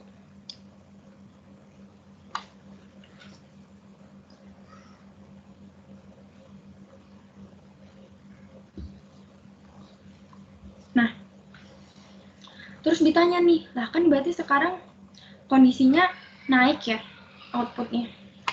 Kita pengen ngembaliin perekonomian kembali pada kondisi full employment. Berapa sih perubahan pengeluaran pemerintah yang diperlukan? Terus apakah kebijakan fiskalnya itu kontraktif atau ekspansif gitu ditanya. Nah ini tadi kan udah dikasih tahu ya rumusnya dari multiplier MPC. Terus buat Y sebelumnya kan 1800 nih di soal yang di poin B. Terus di poin C kita dapat Y-nya yang baru adalah 1600. Yaudah berarti kita sekarang bisa ngitung nih delta Y-nya sama dengan 1800 dikurangi 1600. Itu sama dengan 200 kan. Nah yaudah berarti 200 sama dengan 1 min 1,075 ini MPC yang tadi dikali delta G. Yaudah kita bisa dapat delta G-nya itu adalah 50. Berarti dari sini kita tahu agar mengembalikan dari 1600 ke 1800 dibutuhkan penambahan pengeluaran pemerintah sebesar 50 fiskal ekspansif. Kenapa ekspansif? Lihat lagi. Berarti dia di sini nambah kan, government spending-nya nambah. Berarti dia ekspansif gitu. Oke, buat soal 3 kayak gitu aja. Kalian pokoknya pahamin bedanya ekspansif sama kontraktif gitu.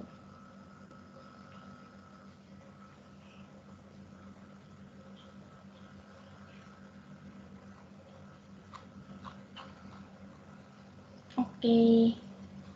Ada mau nanya?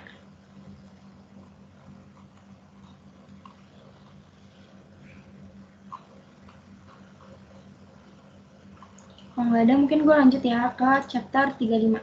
Nah, chapter 35 ini gue mau ngejelasin apa sih hubungannya inflasi sama pengangguran gitu. Nah, jadi seperti yang kita tahu, kalau yang kemarin tuh di 10 Principles of Economic gitu, society itu akan face a short-term trade-off between inflasi dan unemployment gitu. Nah, hal ini tuh bisa digambarkan dengan Phillips Curve. Namanya gitu. Oke, ini gue langsung jelasin aja ya. Jadi misalnya harga di suatu tahun itu adalah 100. Nah, sebenarnya ada dong dua possible outcomes di tahun depan gitu. Antara dia agregat demand-nya low atau dia agregat demand-nya high. Nah, yaudah kalau agregat demand-nya dia low, maka kenaikan harga itu bakal sedikit, terus high, tapi unemployment-nya tuh tinggi. Jadi ini kan kayak berbanding terbalik gitu loh, ada trade off. Jadi ketika inflasinya naik, aduh, ini tuh kemana deh teksnya bentar ya.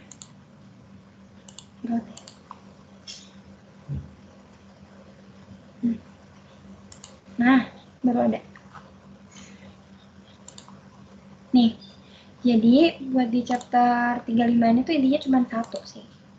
Kayak inflasi dan pengangguran itu mengalami trade-off di short run.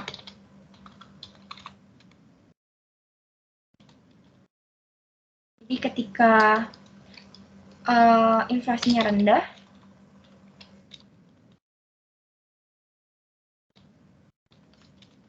inflasi rendah kan baik ya, ya kan? Kalau dari umum gitu mata awam, inflasi rendah nih, bagus dong gitu kan. Tapi itu sebenarnya negara itu di short run-nya kan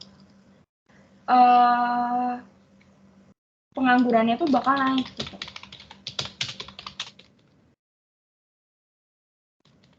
Udah berarti kalau inflasinya tinggi, aduh jelek nih. Tapi bagusnya adalah penganggurannya turun.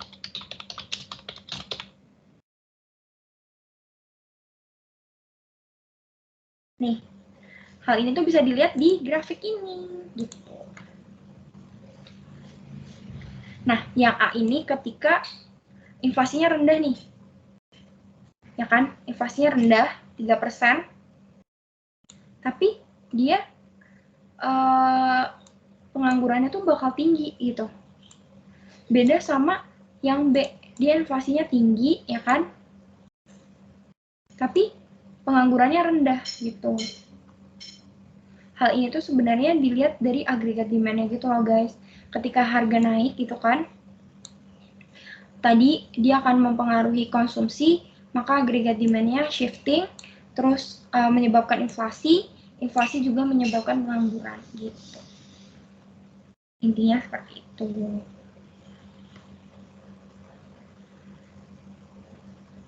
Tapi ini cuma buat di short run doang.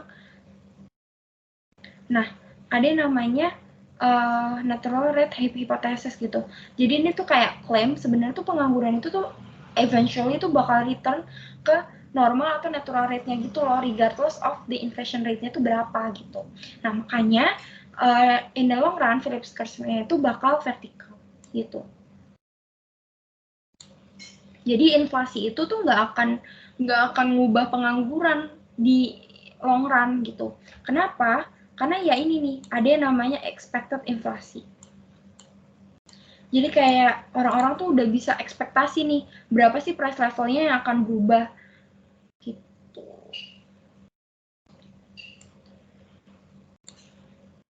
Nah, jadi kesimpulannya, kalau misalnya di short run, sebenarnya pemerintah itu bisa mengurangi pengangguran dengan bikin inflasinya makin gede gitu. Tapi sebenarnya in the long run-nya tuh bakal ada catch up gitu. Itu reality. Jadi akhirnya ya udah penganggurannya bakal balik ke natural rate.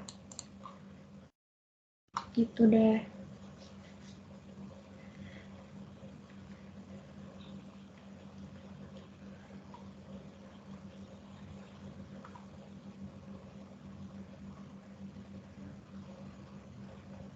Oke, mungkin gue yang mau gue jelasin lagi mungkin langsung ke sini aja. Jadi disinflasi itu adalah kegiatan ketika kita mau mengurangi tingkat inflasinya kan. Nah, untuk nge-reduce inflasi tadi the Fed itu bisa ngelakuin kebijakan moneter atau fiskalnya gitu biar money growth-nya nggak terlalu besar, berarti pakai yang kontraktif gitu kan, dan mengurangi agregat demand. Nah, gimana implikasinya ke natural rate of unemployment gitu. Nah, buat di short run-nya ya udah berarti output-nya tuh bakal turun, ya nggak? Terus unemployment-nya bakal naik, tapi nanti in the long run itu tuh bakal catches up lagi, dan output dan unemployment-nya tuh bakal balik ke natural rate gitu. Jadi kayak intinya ketika short run ya udah kita bisa nih ngotak-ngatik tingkat pengangguran berapa dengan ngurangin inflasi atau malah meningkatkan inflasi gitu. Tapi nanti pada akhirnya di jangka panjang itu tuh bakal catch us up lagi guys, dan bakal balik ke unemployment rate return of naturalnya gitu. Gitu. Nih.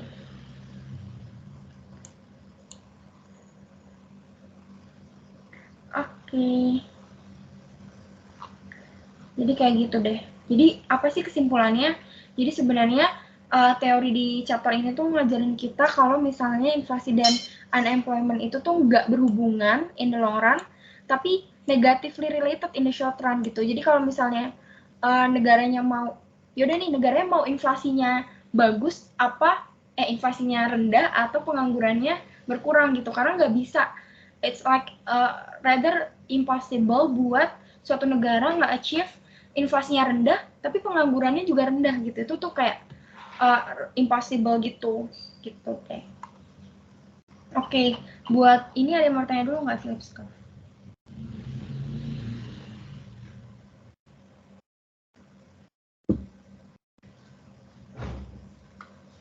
Oke, kalau nggak ada mungkin gue langsung masuk aja ke soal.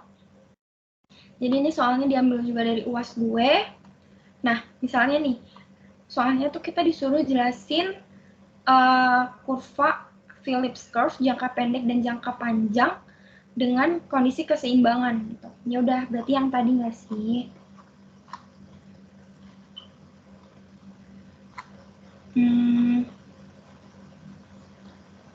Nah, yang ini nih sebenarnya. Ya udah, berarti gambarnya kayak gini, short run-nya downward sloping, ya kan? Ini PC. Terus long run-nya akan vertikal gitu.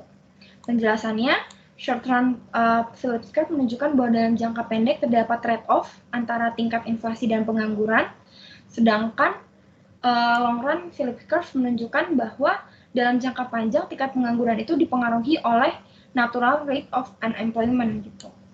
Jadi ada expected inflation, itu bisa dijelasin tuh kayak tidak berpengaruh di long run karena ada expected inflation, jadi akan kembali ke tingkat naturalnya gitu.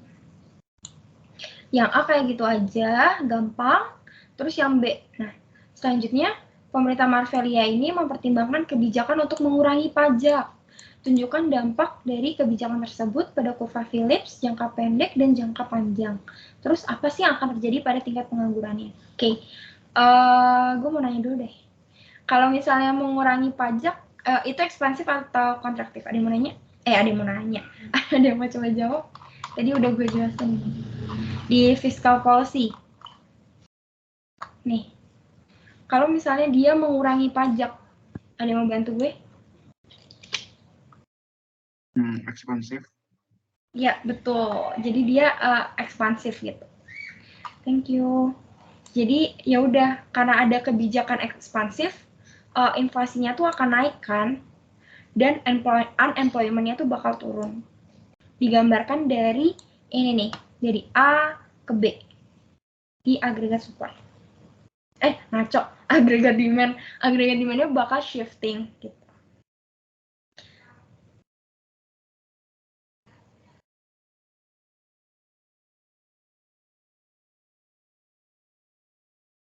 Oke. Nah, terus bentar. Kok gue bingung. Bentar ya.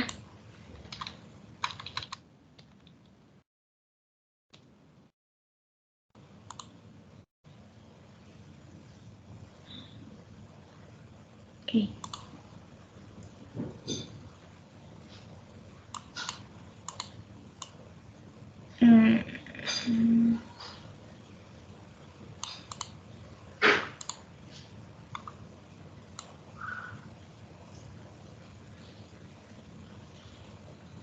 Oke, ini kayak jawaban gue salah deh. Karena harusnya kan kalau misalnya kontraktif itu dia mengurangi jumlah uang yang beredar kan, harusnya agregat demand-nya itu bergesernya ke kiri. Karena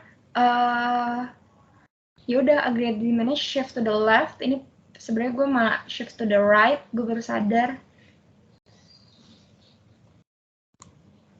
Terus dari B ke C terdapat adjustment pada expected inflation. Oke, mungkin ini bakal gue revisi dulu, tapi sebenarnya kalau kayak gini, kalian bisa gambarin aja nih guys, kayak, bentar, gue kayaknya ada jawaban temen gue, bentar ya.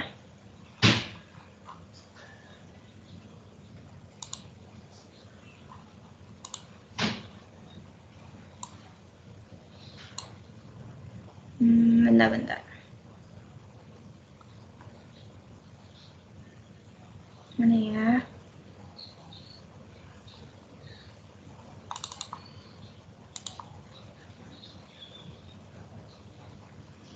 Kita lihat jawaban yang lain.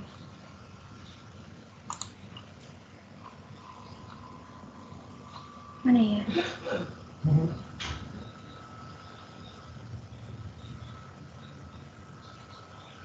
Tapi ini ke kanan juga sih. Bentar.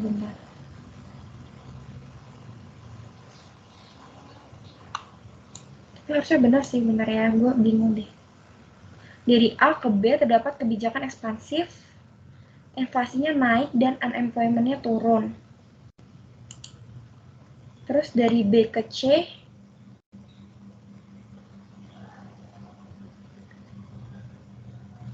A ke B. Bentar guys. Tapi ini kalau kontraktif, ekspansif. Astaga Tuhan Yesus. Aduh, gue liar banget. Sorry banget. Kenapa kalian tidak bilang ke gue? Kayak jadi ini kan ekspansif kan? Tuhan Yesus. Gue dari tadi ngeliatin ini shift audit to the left, makanya kayak kayak jadi bener guys. Kalau dia ekspansif, aduh malu banget. Dia Ade bakal geser ke kanan, menyebabkan higher output, ya kan?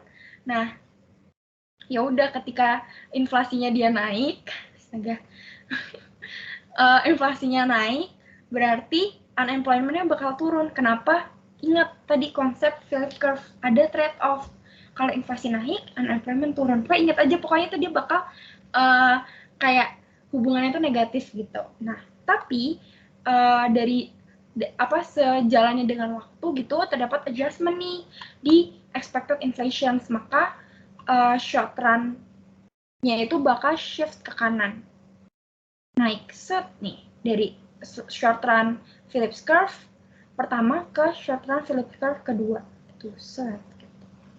Nah, akhirnya balik lagi ke C, di mana U rate-nya itu kembali pada titik natural rate-nya. Gitu deh. Paham gak guys? Tuh, gue tuh liar banget dah. Jadi, mengurangi pajak. Paham gak sih? Oke. Mengurangi pajak berarti ekspansif. Ekspansif itu dia bikin AD geser ke kanan. Ketika ekspansif itu sebenarnya nih, kan kalau kontraktif itu kan ketika inflasi kan. Jadi kayak uangnya beredar lagi banyak, kontraktif. Sedangkan ya udah kalau ekspansif, uang yang beredar di masyarakat itu lagi sedikit gitu loh. Berarti inflasinya lagi rendah banget, tapi kayak jatuhnya nggak sehat gitu loh buat ekonomi. Jadi ya udah akhirnya pemerintah mau, yaudah yuk kita ningkatin jumlah uang yang beredar di masyarakat gitu. Jadi ya udah inflasinya naik, tapi karena inflasinya naik, penganggurannya bakal turun. Tapi karena ada adjustment terhadap expected inflation, maka dia akan balik lagi ke natural unemployment rate. Gitu. Oke. Aduh, akhirnya. Oke, semoga kalian paham ya, sumpah. Intinya tuh Phillips curve apa ya? Ya udah kalian tuh perhatiin dulu dia kebijakannya apa. Ya kan, ngaruhnya ke agregat demand-nya tuh kanan atau kiri, naik atau turun. Terus kalau misalnya ada inflasinya naik, di unemployment-nya turun, kebalikannya. Tapi nanti pada akhirnya ujung-ujungnya akan catch up to reality dan kembali ke natural rate-nya. Gitu. Lanjut. Nah, sebenarnya soal nomor 5 ini tuh kayak teoritis banget, nggak ada grafis, nggak ada apa, ini kayak lebih ke teori gitu loh, kayak teori perdebatan ekonomi gitu. Jadi gue bakal langsung ke soal aja deh. Tapi ini kalian bisa lihat ringkasannya udah gue buatin sesuai silabus. Nih yang ini, yang 6 pertanyaan. Gitu. Terus di materinya gue juga kayak masukin soal-soal yang bisa kalian coba gitu, terus ada coret-coretannya juga. Tapi ini kayak berantakan banget, kalian bisa lah kerjain sendiri gitu. Oke, gue langsung aja ke soal terakhir nih hari ini. Diambil dari UAS 17-18 gitu. Yang pertama adalah, apakah para pengambil kebijakan fiskal dan moneter perlu mencoba menstabilkan perekonomian gitu. Nah, sebenarnya ada pro dan kontranya gitu. Nah, pro-nya adalah ya udah harusnya sih kalau kayak gini kita harus stabilisasi dong ekonominya. Gimana caranya? Kayak ya udah karena perekonomian itu cenderung berfluktuasi dengan sendirinya apabila tanpa intervensi apapun, terus ya udah karena kebijakan ini kayak ya udah jadinya nggak pasti dong ekonominya gitu. Jadi pemerintah tuh harus menstabilkan ekonominya gitu. Nah, gimana cara menstabilkannya? Ya udah menggunakan fiscal policy dan monetary policy. Yang dari tadi udah gue jelasin panjang lebar. Gitu. Itu buat pro-nya. Jadi pro-nya tuh intinya apabila pemerintah aktif menstabilkan perekonomian itu banyak pihak yang akan diuntungkan. Tapi sebenarnya ada kontranya juga. Kontranya adalah policy itu sebenarnya nggak usah nih menstabilisasi ekonomi. Kenapa? Karena kebijakan fiskal dan moneter itu punya jangka waktu yang cukup lama gitu agar dampaknya bisa terasa. Gitu. Sehingga ada juga nih yang berpendapat kalau kebijakan fiskal sama moneter itu tuh bisa memperburuk fluktuasi yang terjadi gitu. gitu.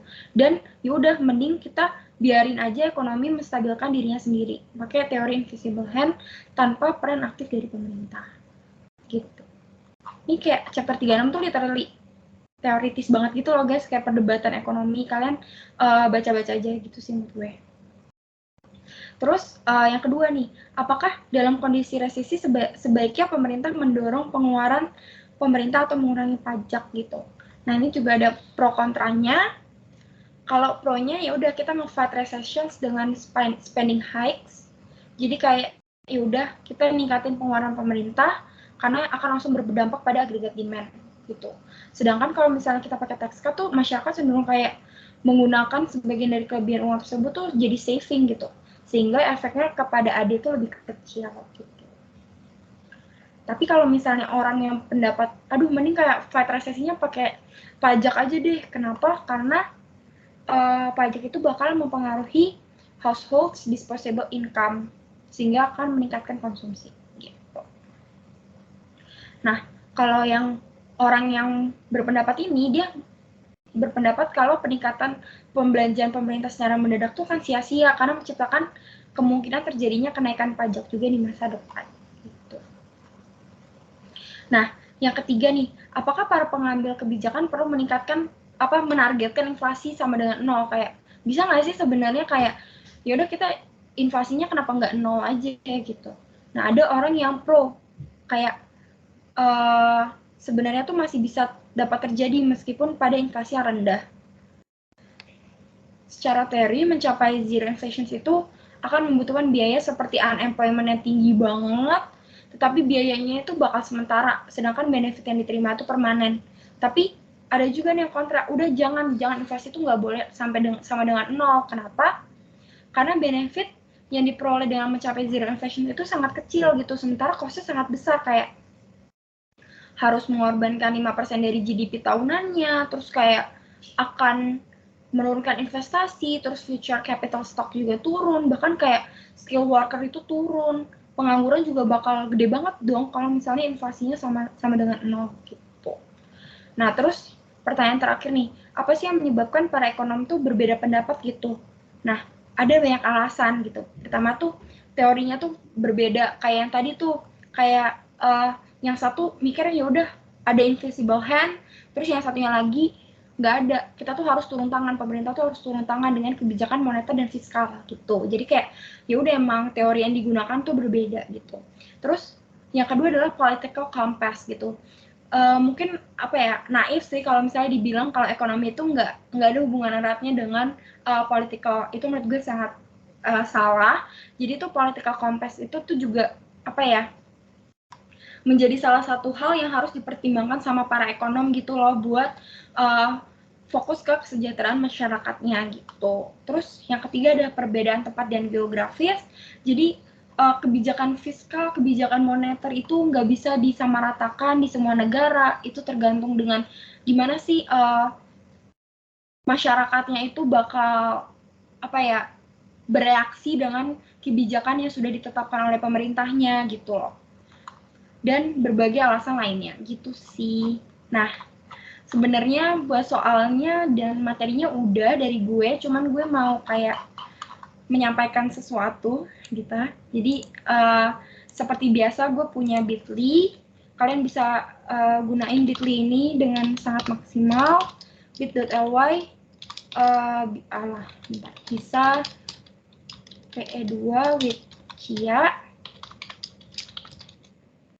Oke, jadi di Bitly ini nih gue tunjukin bentar ya, gue udah kasih ke kalian kumpulan uas-uas dari 1920, 1516, 1617. Ini ada ya cukup banyak materi dan referensi soal yang bisa kalian lihat, karena menurut gue pengantar ekonomi 2 itu tuh sebenarnya soalnya mirip-mirip, kayak once kalian ngerti materi dan konsep di belakangnya, gue yakin kalian mau soalnya diacak segimanapun harusnya bisa gitu. Terus buat soal tahun lalu juga gue masukin di UAS 21 ini, di sini udah gue masukin dan jawaban gue dan salah satu teman gue gitu. Nih, Jadi kalian bisa nih buka-buka dan belajar dari jawaban gue. Ini mungkin gue disclose aja kali ya, nilai gue tuh gue buat UAS P2 dapat 93. Jadi lumayan bagus, tapi kayak nggak sempurna. Jadi kalian masih bisa nih maksimalin jawaban-jawaban gue gitu. Nih, ada 7 nomor, itu bisa dilihat. Terus juga ada yang soal campuran nih hari ini. Udah gue masukin juga di sini. Sama ini jawaban teman gue, nilainya hampir sempurna kayak 97 gitu kalau nggak salah. Jadi mungkin kalian bisa lihat kayak perbedaan dari jawaban gue sama jawaban dia gitu. Oke, terus buat materinya juga udah gue upload ke sini. Total review P2 Finals. Oke, sebenarnya dari gue gitu aja. Ada yang mau nanya dulu nggak dari materi-materi yang sebelumnya atau soal-soal yang udah gue jelasin?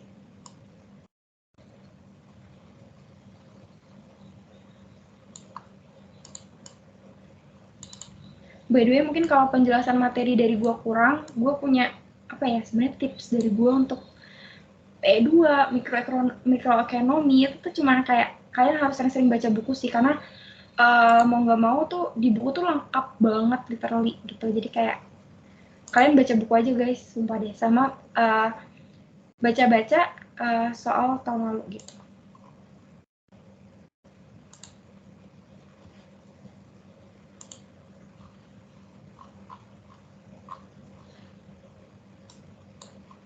Oke, dari gue udah sih. Ada yang mau nanya nggak guys? Gak tungguin, nggak apa-apa. Oh, boleh. Bentar gue cek di sini.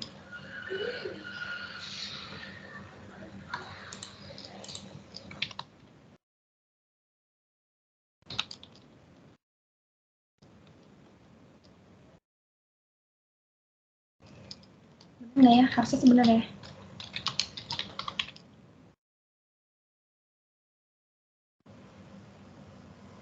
Coba kita cek, gue lupa deh. Harusnya benar sih.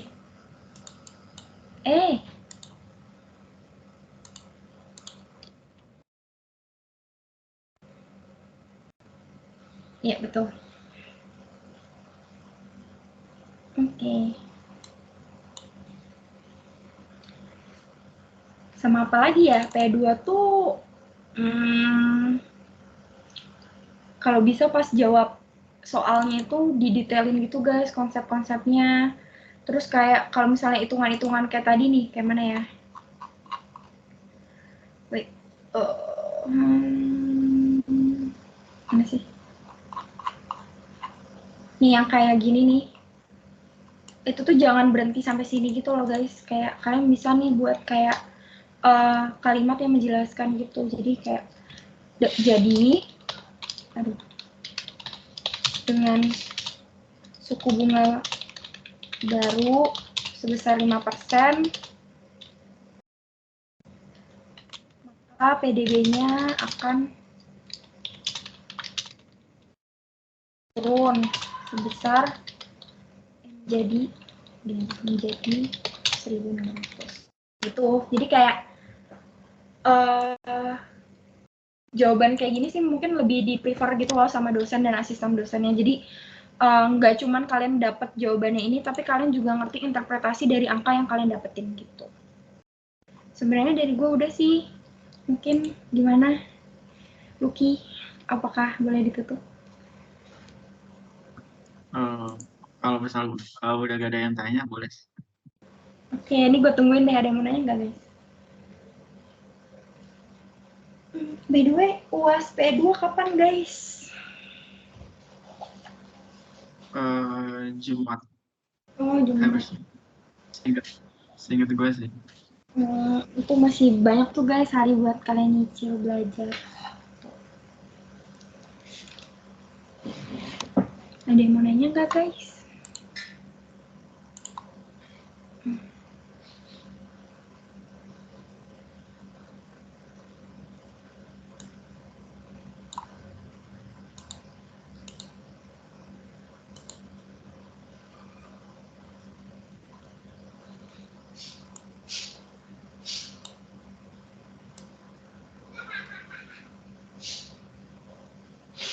Kayaknya nggak ada deh.